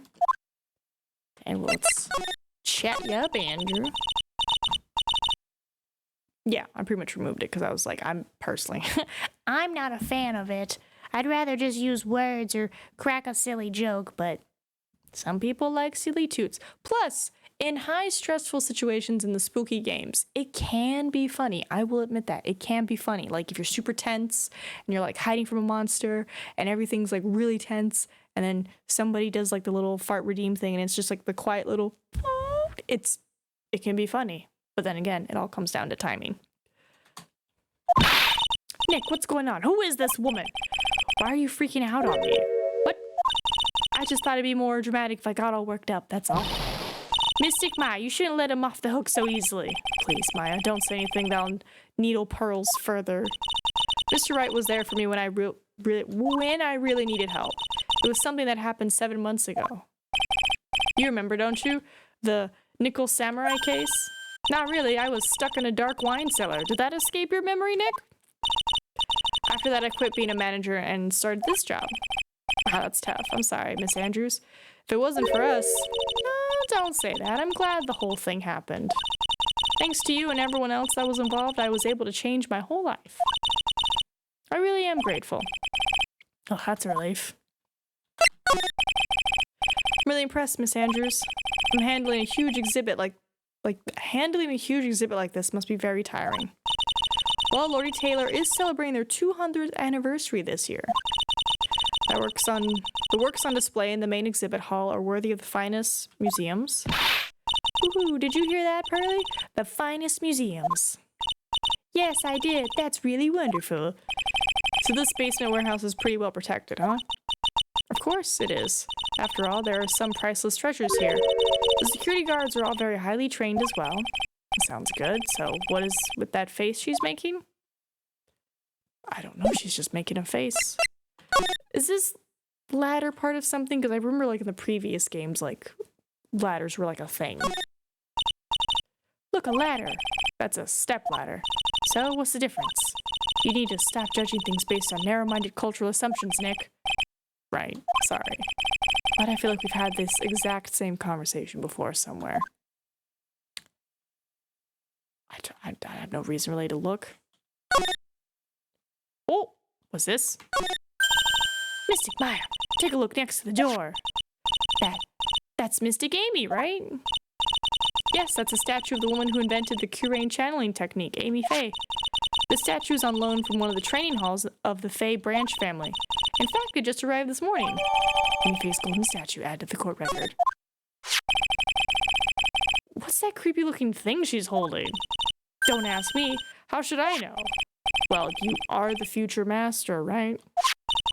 Maybe so, but this is the first time I've ever seen this statue. That thing is the Curane Shichishito. It's a ceremonial sword. It's not a real weapon, so the blade isn't sharp. Somebody's gonna get murdered with it.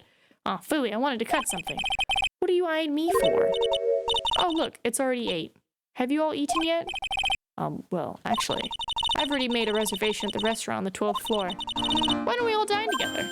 Oh, I like the sound of that. Dine. It sounds so fancy. I have a kid's lunch. Pearly, it's dinner, not lunch. Why don't you go for it and really eat your fill with a kid's dinner? Okay, in that case, one kid's dinner for me. Shall we head upstairs then? After that pleasant evening, all that remained was to wait for the exhibition's opening. It was wonderful seeing Miss Andrews looking so happy. None of us could have imagined that the very next day, something terrible would happen. No, she's not dead, is she? No, I don't want her dead. I don't want her dead. Nick, this is terrible. What the? You're cleaning the toilet again? I never knew you were such a toilet freak. Give me a break, would you? My brain just hit the snooze button for the 5th time.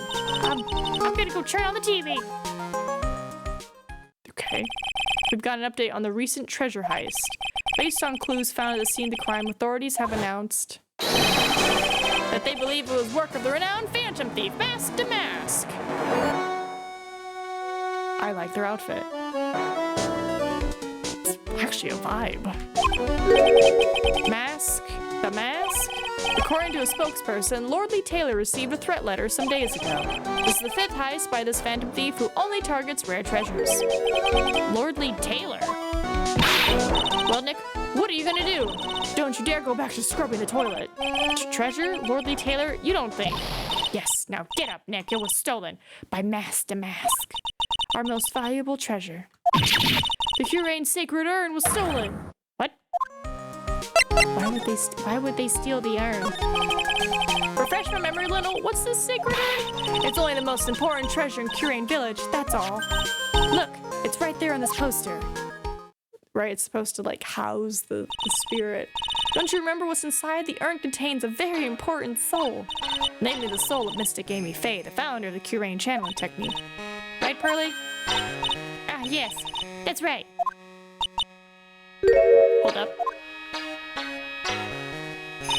I thought that urn had the name Amy written on it. Now it says I am. Any idea how that happened, Pearly? Huh? Well. Tee-hee, there are some things best left unsolved, would you say, Mr. Nick? Did it break again? That's right. 1 year ago, there was a murder in Curane Village, Maya's hometown. The sacred urn, it turned out to be an important clue in that case. Sacred urn added to the court record. Okay, the toilet is shinier than the judge's head, so let's see what's next. What's wrong with you, Nick? What do you mean? What do you mean what I mean? Mr. Nick! Your beloved Mystic Maya's treasure has been stolen! Doesn't that even bother you? But I thought the urn was the village's treasure, so I don't see how. The village is Mystic Maya! She's the future master of the I don't know why I'm doing this voice for Pearly! She's the future master of the Curane School of Channeling. You know what I'm talking about? I'm trying to find my inner kid voice. I might be too old now that we're in the year 2025. You know what I'm talking about, Mr. Nick? I won't let you say you don't. Okay, I do. So what am I supposed to do about it? Isn't it obvious? Go and find the bad guy who did this. Yeah, and get the sacred urn back. But I'm not a detective. I'm a lawyer. That has nothing to do with this. If you're a real gentleman, you would find it for your beloved Mystic Maya. Man, oh man, there's no winning against Pearl's fairy tale image of love. So what's the name of this bad guy again? Mask, Nick. Make a note of it. Mask. And it was terrible. I was arrested and everything. God, she was. It was a wild ride. 1 year ago, the murder in Curane Village. A man was killed during one of Maya's spirit channelings, and this urn wound up being the key piece of evidence that proved her innocence. Mr. Nick? Would you mind not telling Mystic Maya about that? You promised, remember? You said you wouldn't tell anyone I broke the urn? Oh, yeah, that's right. Now I remember. This urn used to say Amy on it. And then, until Pearl's accidentally broken into a million pieces, releasing the soul, she tried to secretly fix it. Let's just say it didn't work out so well. Sorry, I'm not so good at arts and crafts. Spelling either. Anyway, this is how her gluing project turned out. She put the pieces together wrong, and now instead of Amy, it says I am. I can't believe no one's noticed this until now, a whole year later. I can't believe it myself. Alright, let's go to the hall.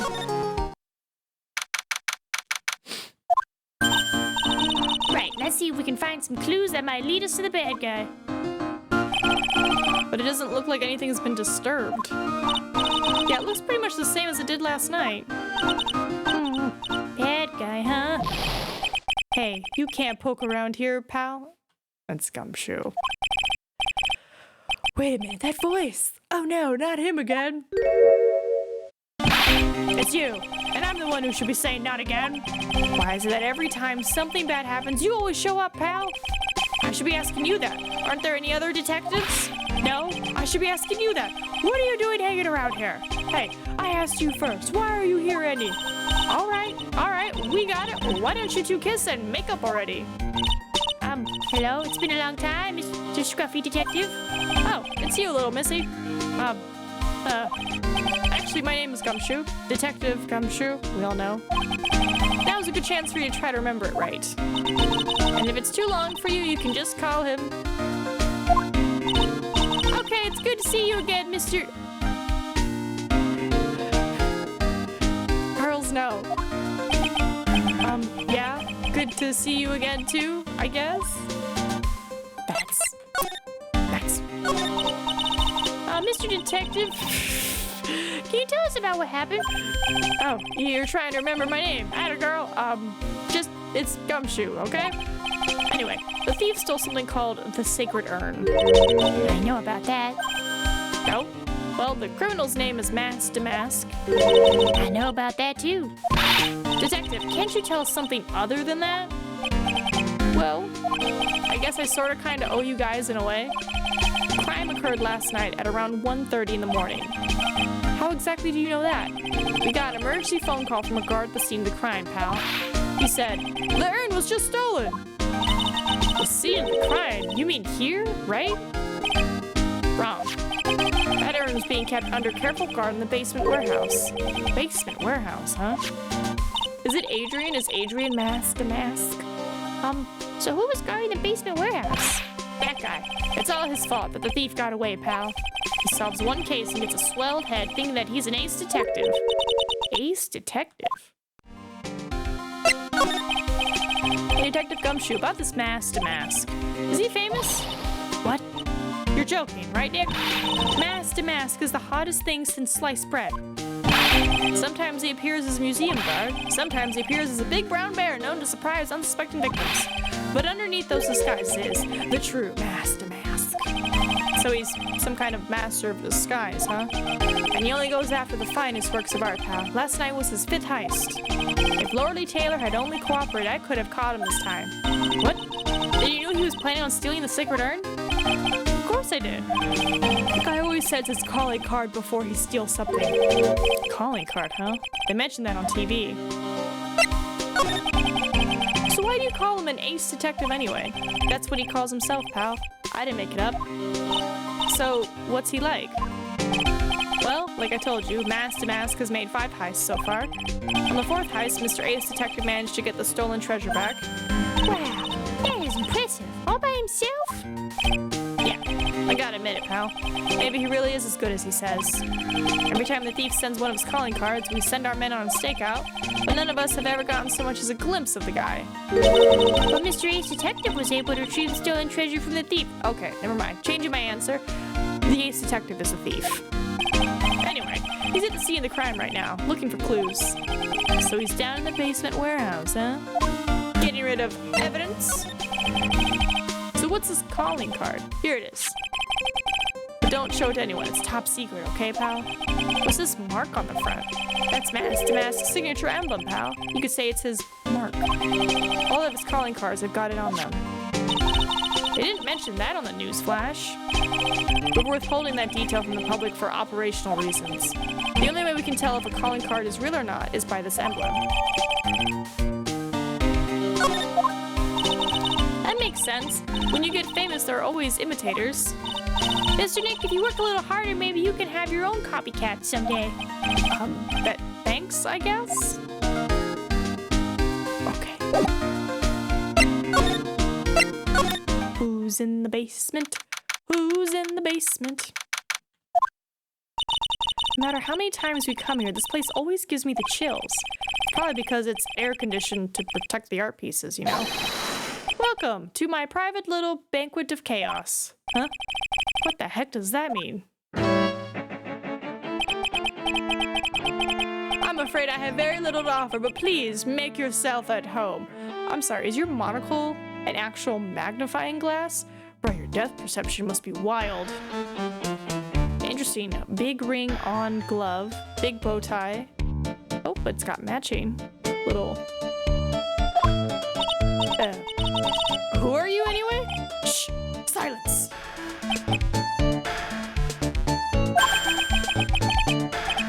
Now I see it's all becoming clear. What do you see? Zavari!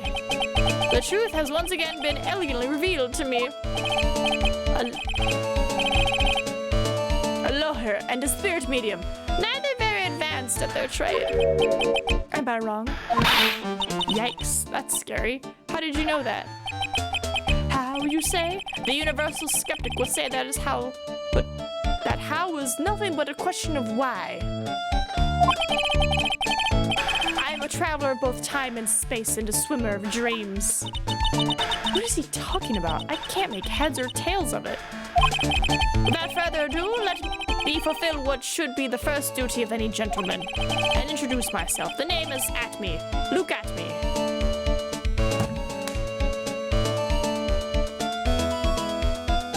I got his name.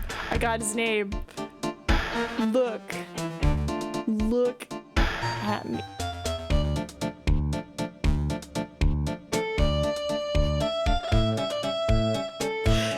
that's a good one. Ace Detective. Oh, hi. Don't let him intimidate you, Nick. Stand up and show him what you're made of. The name's Wright. Phoenix Wright. Ace Attorney. I'm IFA. Ace Spirit Medium. And I'm, Pearl Faye. Mystic Maya's cousin and, Spirit Medium Ace Apprentice. Excellent. Well then, shall we begin our little game? Game? Why does the phrase one short of a baker's dozen come to mind with this guy?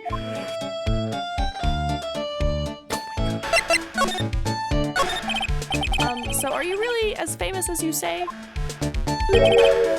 Of course, for a lawyer you have a rather shocking lack of knowledge about the world. I had no idea anyone was left in the city that had not heard of me. Look at me. I am Master Mac's arch enemy, the Ace Detective. Look at me. At this moment, there are two mighty figures which loom large over this grand city. One embodies the nefarious forces of darkness, the other the angelic cherubs of light. Boy, now I'm really lost. What is he saying, Nick? I've been personally on the heels of this villain since his first crime. After learning this criminal's patterns, I have thwarted his very latest loathsome larceny. I even returned the target of his tyranny, the portrait of Medina. Crazy. The what now? I made it all by myself. I took it back from Master Mask with my brawny mind and my brilliant muscles. Yeah, they mentioned it on the news in the Great People Around Town segment. They said the museum gave you an incredible jewel as a reward. Well, compared to the treasure that I retrieved for them, it's not much.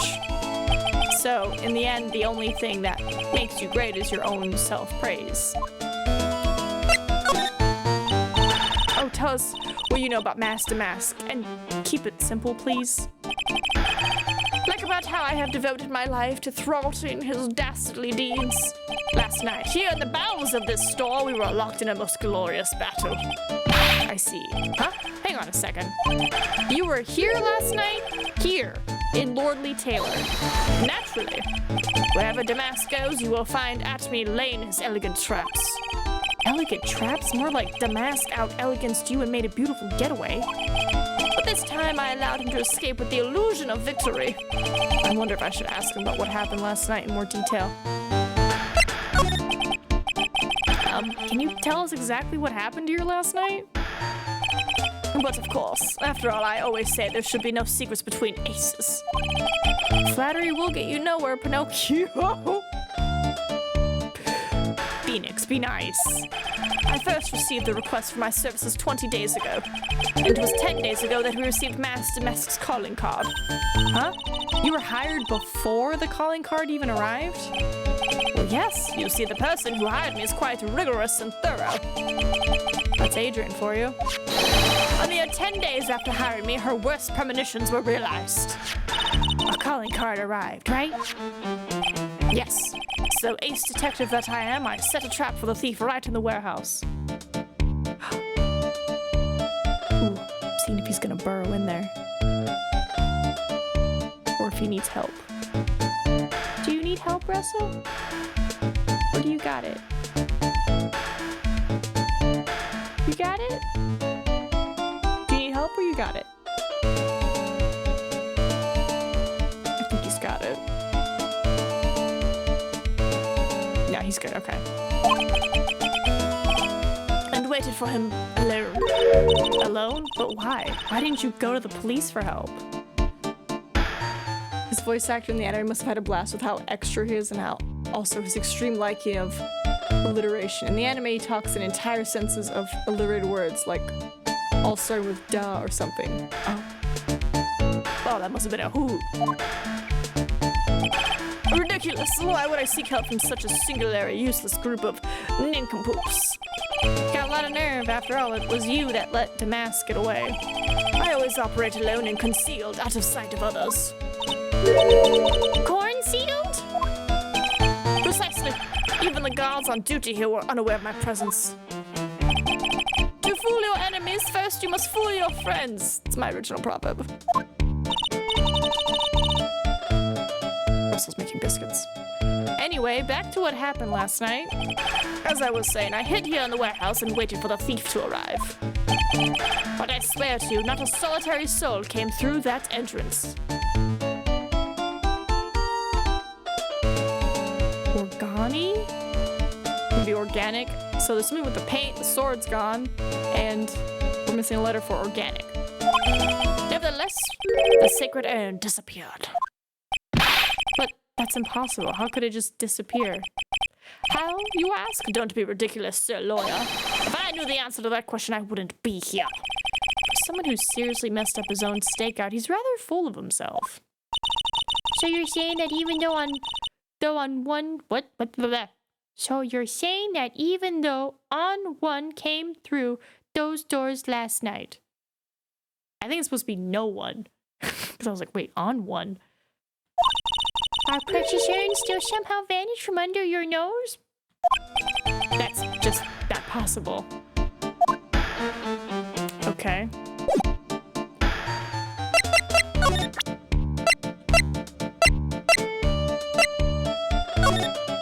The security at Lordly Taylor, I will be coming to purloin the most priceless works of art on display in your treasures. Take good care of the speckled urn, won't you? Master Mask's calling card. It's got his emblem printed on it, right? Quite impressive, but I would expect nothing less from my arch rival. I'm surprised to see you in possession of such a top secret piece of information. Well, we've got an ace lawyer, an ace spirit medium, and an ace cousin apprentice here. Yes, indeed. I think I could learn to like you, my fellow ace professionals. I don't know if I really want this guy to like us. Ever. Well, sir lawyer, I've been told that you two are pursuing the mysterious thief. Well, I'm not sure I would say that. That's right. We're gonna find the sacred urn no matter what we have to do. Excellent. I will trust you. I permit you to take a look around while I investigate elsewhere. If perchance you should discover something of value, return then to my office. My Office of Earthly Delights, the Atomy Detective Agency. Office of Earthly Delights? Well then, sir lawyer, if you'll excuse me, I have much to do. Wait a minute. He's gone. I don't like the idea of doing this guy's work for him. Come on, Nick. Don't worry about it. It's no big deal. Let's hurry up and investigate before he changes his mind. I want to go to his office too. Take me with you, okay? Alright, let's start examining stuff. Hey, Burley, do you know what this is? It's a computer. A computer?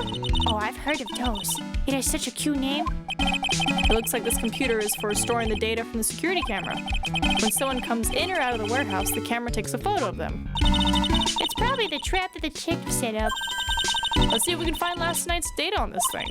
We might even find a photo of Master Mask. Let's see here. Man, I really stink at working these things. What's wrong, Mr. Nick? You're sweating an awful lot.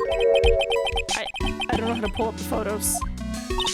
I had no idea you were so pathetic with high-tech stuff, Nick. Yeah? Well, I managed to print out the camera data anyway. I guess you have to learn to crawl before you can walk, right, Nick? Yeah, sure. Anyway, it looks like the camera only went off once last night. At around 1 a.m. Okay. Oh. Looks like a part of a big signboard. All I can read on it is the burr. Aha! I've got it. Maybe it's supposed to say hamburger. Why would anyone write hamburger that big? Like maybe for the World Hamburger Festival or something. I kinda doubt it. Aha! I've got it. Maybe it said spaghetti. Why are you talking about food? Oh, wait, that's normal for you. Anyway, it says burr. There's no way it could be spaghetti.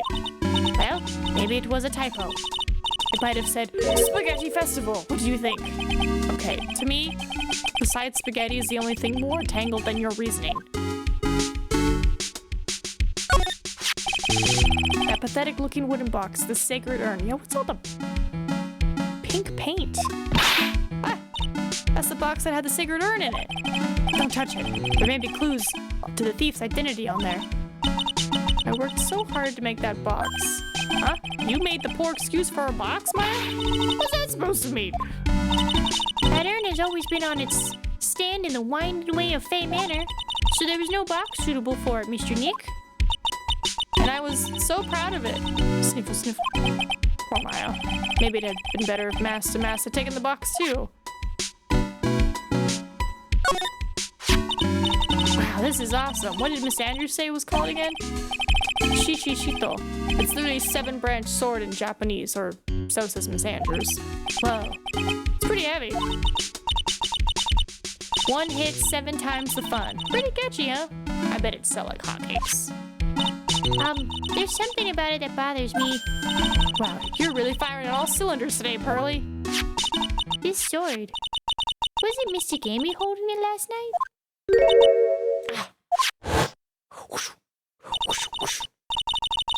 And another thing, the sword wasn't bent last night like it is now. You're right. Sorry, that was Pearl. Awesome, Pearly. I wouldn't expect any less from my little ace apprentice. The sword is bent, so that must mean last night someone used it somehow? Aha, I just thought of something. Maybe Detective Atme smashed mask to mask with it. Like this. What the heck? What do you think, Pearly? I think it's even more bent than it was before. Oh man, my head. My hair!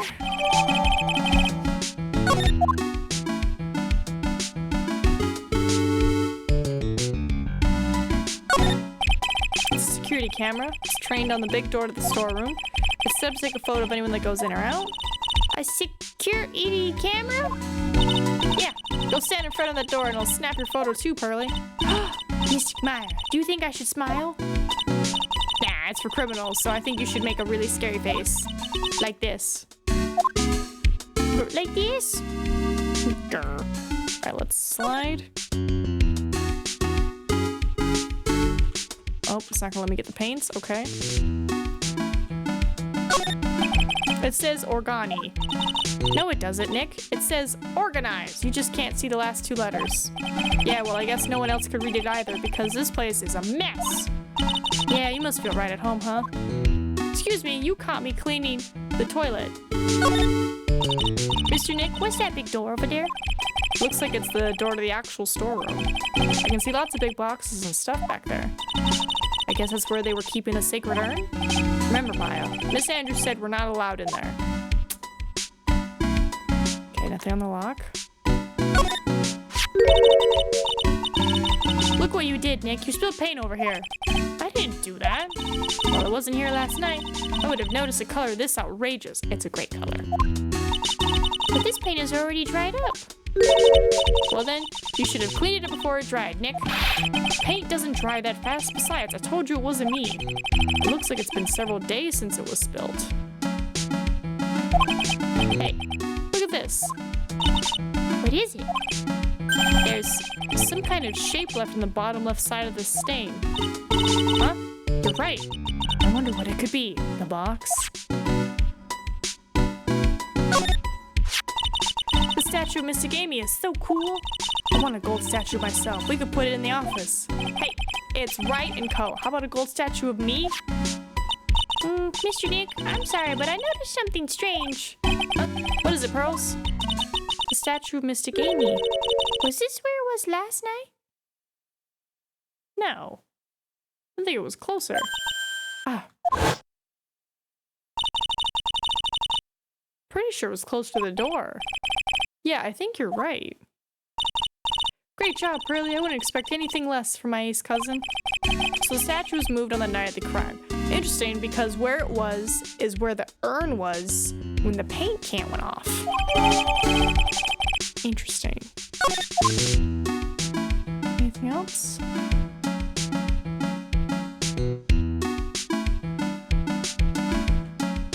don't know, is there anything I need to... No?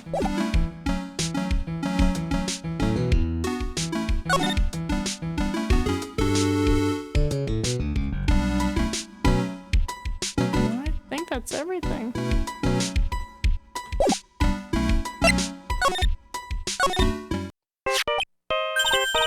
Hey Nick, your cell phone's ringing. Oh, I should have waited. Damn it. Hello, Phoenix, right here. Oh, ho, ho, ho, ho, ho. It's me, Gumshoe. Gumshoe, what is it? What's so funny? I'll tell you what's funny, pal. I finally beat him. I beat Mr. Ace Detective. Finally, this underdog is the alpha dog today. That stuck-up detective's met his match. Yep, I finally caught him. Lock, stock, and barrel. There's no escape for him. You caught him? Are you saying you captured Mask to Mask? Bingo! Well, actually, he surrendered.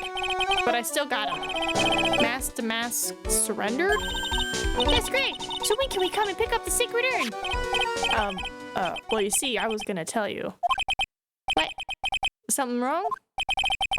Do you think you could swing by the detention center sometime? The detention center? He wants to talk to you. Mask to mask, that is. What? He wants to talk to Nick? I'll be waiting for you, pal, so get over here soon. The detention center, huh?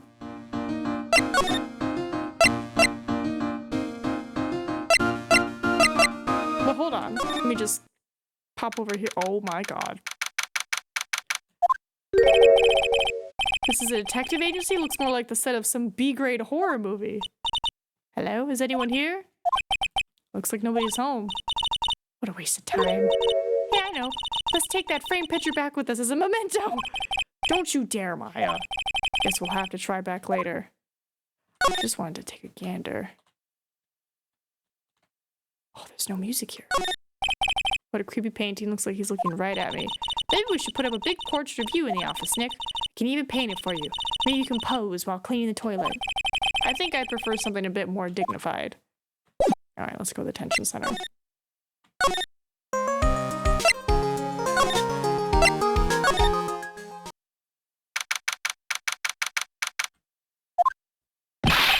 Hey pal, welcome to the detention center. You're sure in a happy mood, aren't you? Yep.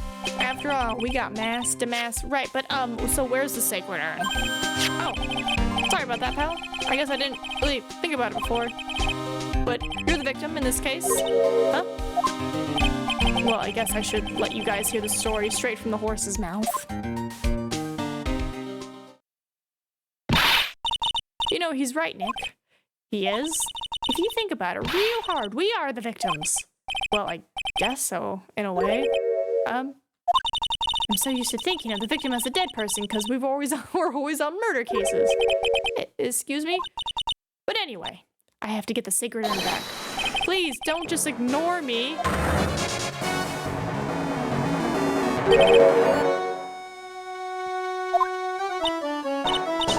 Who are you?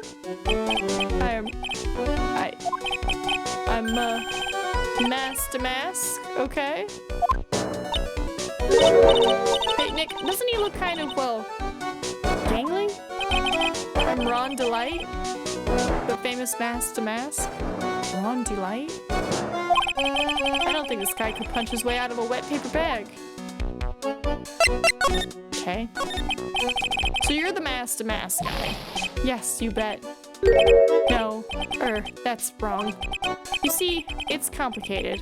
Sort of, yes, and sort of no, if you know what I mean. What's wrong? Also, why did the text, like, suddenly get faded at that last part? Well, when I say wrong, what I really mean to say is that it's not right, per se. You see, it's not spelled mask to mask, it's actually mask to mask. What's with this guy? Well, he's a timid little weakling, we know that much. Don't do that. Don't look at me like that, I don't need your pity. And a major crybaby, too.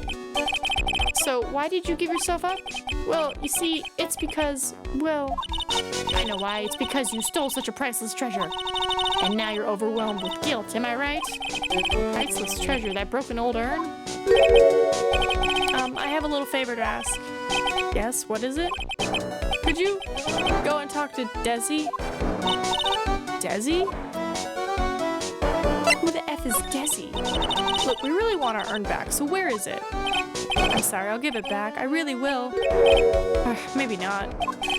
No, I can't make promises I can't keep. I'll just end up, see right here, end up hurting people. What is this? Mr. Nick? I couldn't hear what he just said, especially the last part. Mr. Mask, do you think you could speak up a little? Yes, sir, I will. I promise. Maybe not. You see, I'm already speaking in my normal voice, so I really can't do anything. Mr. Damask, about the urn? Oh, yes, the urn. Right away.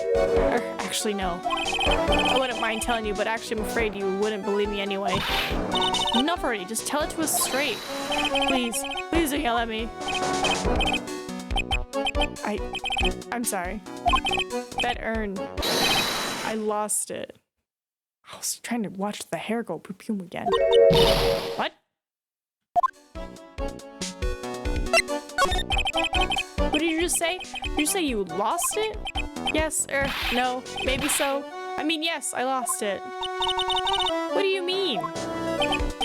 Well, you know, I lost it like I said. Those things just happen. You're on the train and you get distracted and you forget your bag, you know? What? You forgot our secret urn on a train? Wait a minute, you went on the train dressed like that? No, I was just speaking hypothetically, that's all. Anyway. I just lost it somewhere. I don't know where. Is that why you turned yourself in? This guy's story is more surreal than a Dolly painting. Are you really sure this creep is mask to mask? Maya, don't call him a creep. Although I do have to admit, I understand your doubts about this guy. So who is this Desi person? Please don't talk about my wife like that. I guess she must be his wife.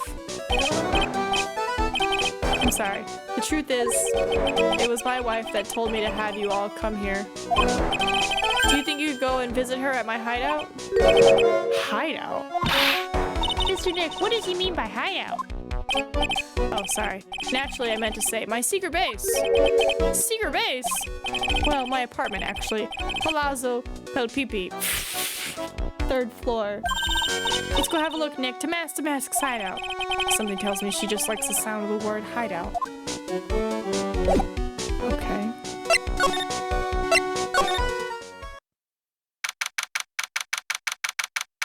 Okay. And his wife is cool with his Robin? Wow, check this place out. No doubt about it, this is Mask's hideout, alright. Who is it? Is that you, Ronnie? Huh? Who are you people? Oh, she's cute. I like the little tire wheel earrings. Are you Desi Delight? That's right, I'm Desiree. Ah. Oh, you must be the lawyer. And the victim. Yeah, that's us. Your husband told us to stop by and speak with you? I'm Maya Faye, and this is Phoenix Wright, attorney at law. Nikki Boy and Maya, huh? I can't tell you how grateful I am that you decided to help my Ronnie. Well, you're welcome? Did she really call me Nikki Boy? About your husband. Isn't he the cutest? A bit weak sometimes, though. A bit? By the way, did you know they mentioned Maya on TV? Really? They said you own the urn and that you're doing some shady training at a law office now. I mean, not to watch that channel's news program. After I saw that, I thought it might be a good idea to meet the lawyer they mentioned. I see. Why, Ronnie? He has a powerful imagination, gets deluded easily. He kept insisting he was going to surrender to the police. I didn't know what to do. It was me. I stole that urn, he kept saying. And as if it was even possible. Huh? But are you saying he didn't? Of course he didn't.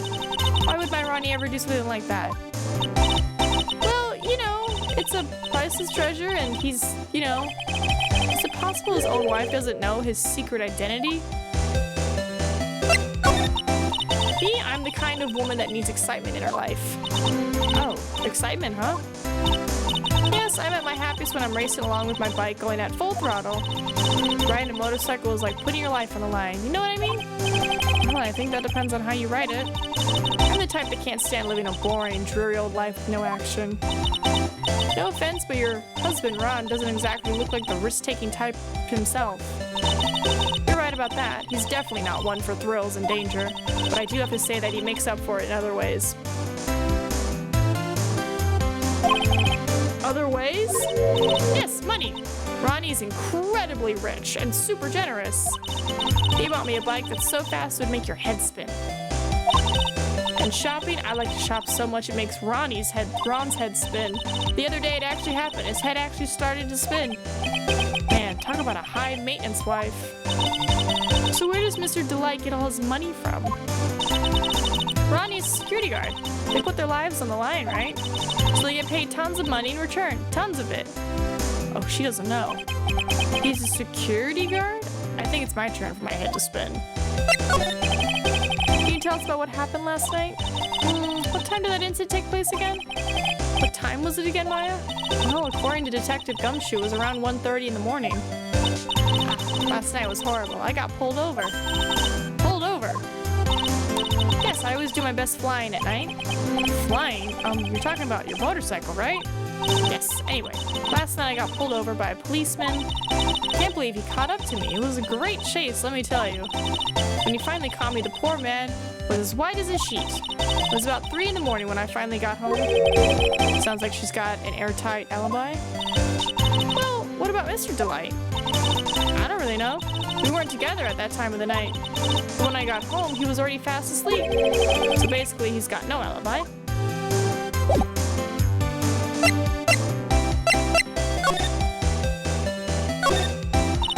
It's mask. There's a tape recorder hanging from his neck. Let me see that.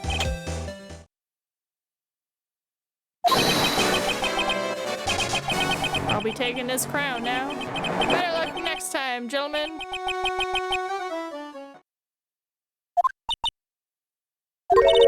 I don't get it. What's this supposed to be, Nick?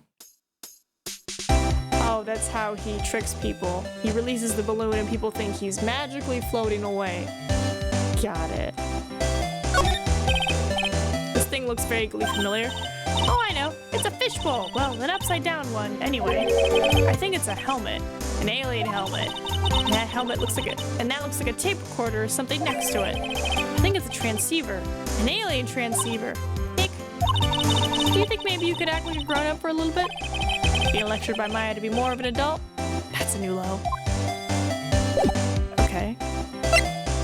Will we talk to her?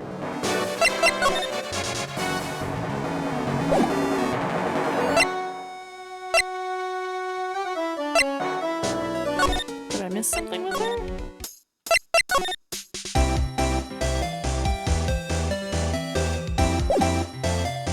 Is there something? Oh, maybe I can give her the card and be like, this clearly matches the balloon in the back. So what do you know about this?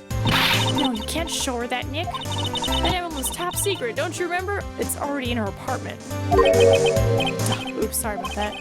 But the way she just said top secret was a worse giveaway than what I did. Oh, when I hear the word top secret, it just piques my interest like nothing else. Okay, maybe not that. So maybe... Ooh, if I do this. Miss Delight, you must know, right? About your husband and mask to mask? Mask to mask? Of course, I know all about it. My husband is his biggest fan. Oh? Yep, what? Huh? Biggest fan? Yes, and Ronnie can be pretty delusional sometimes. That's how this whole misunderstanding happened. Wait a minute. Did you say delusional? Yes, that's right. I just don't know what I'm gonna do with him. You see, Ronnie actually believes that he is mask to mask. What? What are you talking about? Oh, maybe she's got something new? Yep. So, when did Ron first become mask to mask? What are you talking about? He's not mask to mask. Huh? But, wait a second. Look around at this room. This place is obviously mask to mask's hideout. No, you're totally wrong. A real thief's hideout wouldn't look like this. It's because Ronnie is so timid himself that he looks up to heroic figures. Heroic figures? But mask to mask is a bad guy.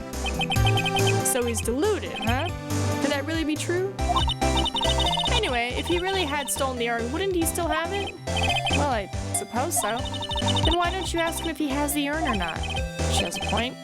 Mr. Delight isn't exactly the criminal type. But something about Ron's behavior bothers me. Maybe it's true. Maybe Mr. Delight isn't mask to mask after all. Say, can I ask you something, Nicky boy? What is it? I know I may seem like a bad girl on the outside, but the one thing I won't stand for is illegal activity. I had the feeling you wouldn't. You're tough, but I can tell you've got a good heart. Somebody framed my poor Ronnie, I just know it. Could you give this to Ronnie for me? A letter? Yes, for Ronnie. I want him to fight back. Miss Delight. Okay, you've got it. Just relax and leave it all to us.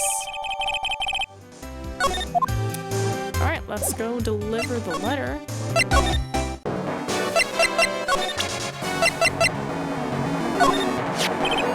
Oh, that's right. Here. This is from your wife. Oh, from Desi? Thank you. Letter given to mask. Actually, more like taken. My dear Ronnie, how are you? I'm doing fine. He's clutching onto that letter so hard the ink is going to be squeezed out. He looks so happy. You should write a letter too. You should write a letter to Mystic Maya too, Mr. Nick.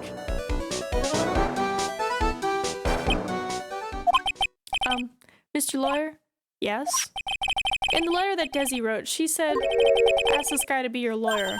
Huh? I know this would be asking a lot, but could you please take my case? My trial starts tomorrow.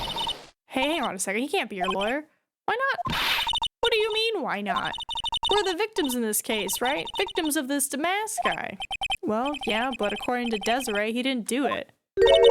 She said poor man, he's deluded himself into thinking he did it. Right, Mr. Nick? Come on, she could be lying to protect her husband. Well, that's true. Or, no, actually not. Actually, it's hard to say.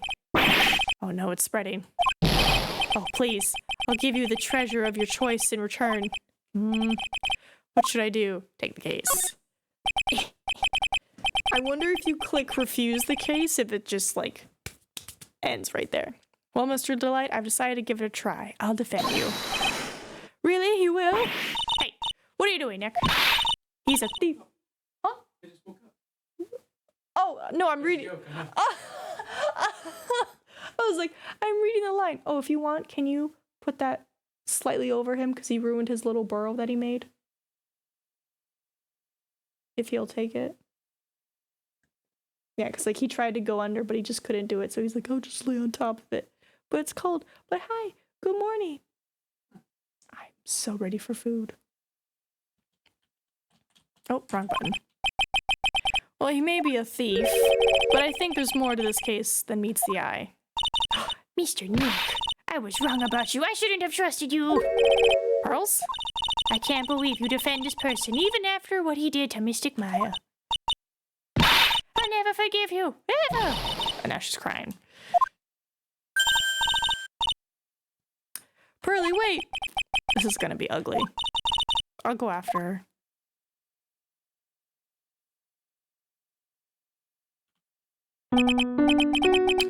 Sorry about that. I didn't mean to cause any trouble. Let me,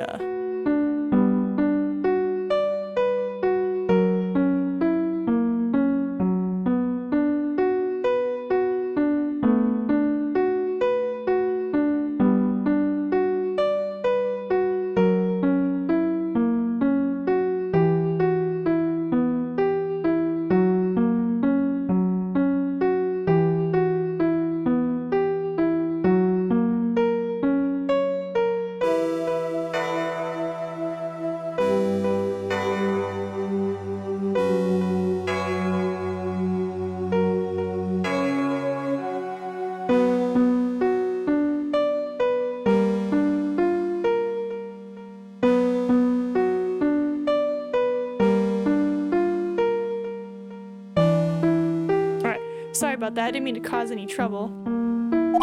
Well, you couldn't have known she'd react like that. I guess I might as well start investigating.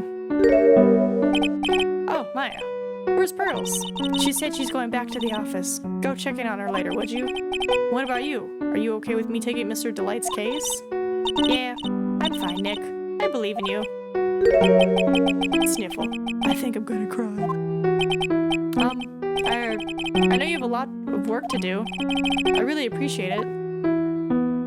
Okay, Nick, let's get this show on the road.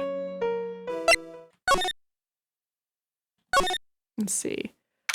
Well, we'll go another 20 minutes and then we'll end, because it is Whittle Wednesday. But this is also a long game, so like I'm trying to push it. Mr. Nick, welcome back. Oh, hey, Pearls. You're back too, I see. I went and bought us a strawberry cake. I'll go make some tea to go with it. Hey, Pearls? Looks like she feels really bad about what happened at the detention center. Literally just happened.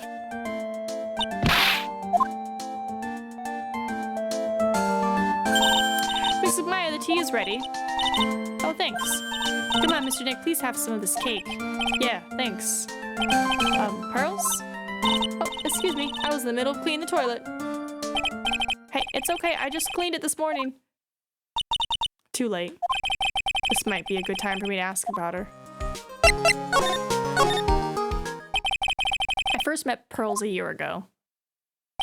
It was when that murder happened at Curane Village. I still remember what she said to me when we first met. You're Mr. Nick, right? You're Mystic Maya's special someone. Hey, Maya, I've always thought it was because she was young, but what?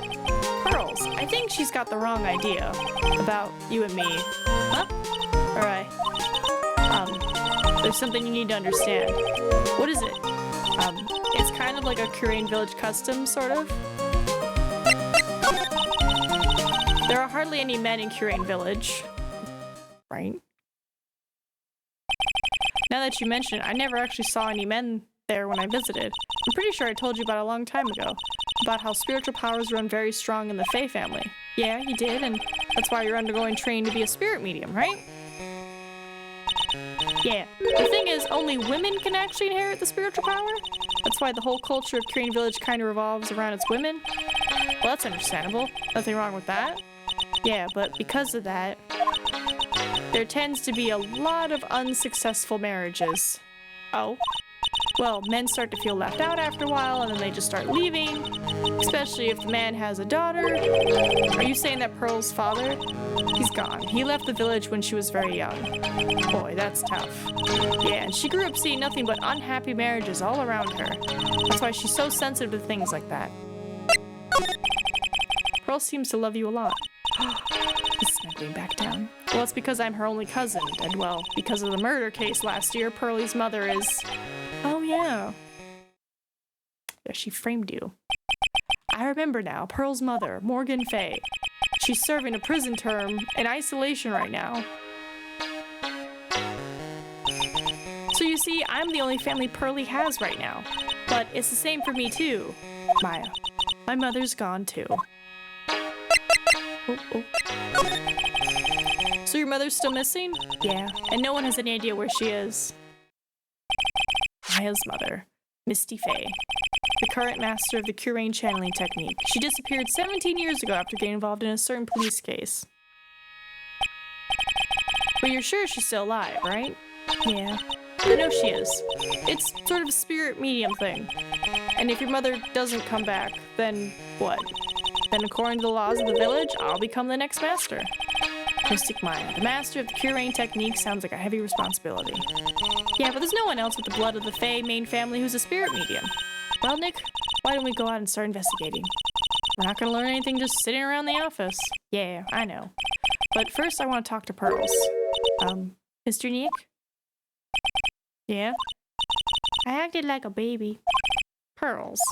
I doubted you, even though Mystic Maya trusted you completely. I guess I still have a lot of training to do. Mr. Nick? Yes? From the bottom of my heart, I apologize for what I said. Oh, it's okay. I'm the one that should be apologizing. Well, I'm going out now for a little bit. Huh? Where are you going? I may be small, but I still have a lot of spirit channeling power. So I'm going to show you I can be useful too by finding some evidence. Okay. Hey, wait. She sure runs fast. Nick, let's back off and give her some room, okay? Yeah. She's like a small child, though. I am the concerned. I guess we're looking for clues. We're looking for clues. Actually, this might be a good spot to end, because then I can recall clues and stuff easier. Ah! Maya! Ah! Miss Andrews! so sorry. It's my fault. Your precious urn. Your precious urn. Please calm down. What's wrong? It never ends. Everything I touch ends in failure. Maya, I'm sorry. I'll do anything to make it up to you. No, it's okay. I know I don't look it, but I'm good with my hands. I could make you another urn. Oh, hold on. Just wait, okay? Breathe. Calm down and talk to us. Forgive me. Forgive me. We'll end here. This is a good ending spot, so we can hear what she has to say, and then we'll just move on from there. Whew, but there we go, lovely humans. Whittle Wednesday streams. They're gonna be shorter than the 4 hours because work is intense right now, so I gotta balance. But thank you everyone for stopping by. We'll be playing this until obviously we're done, which will then wrap up this lovely Phoenix Wright bundle. And until Friday, Suzu is Mousy.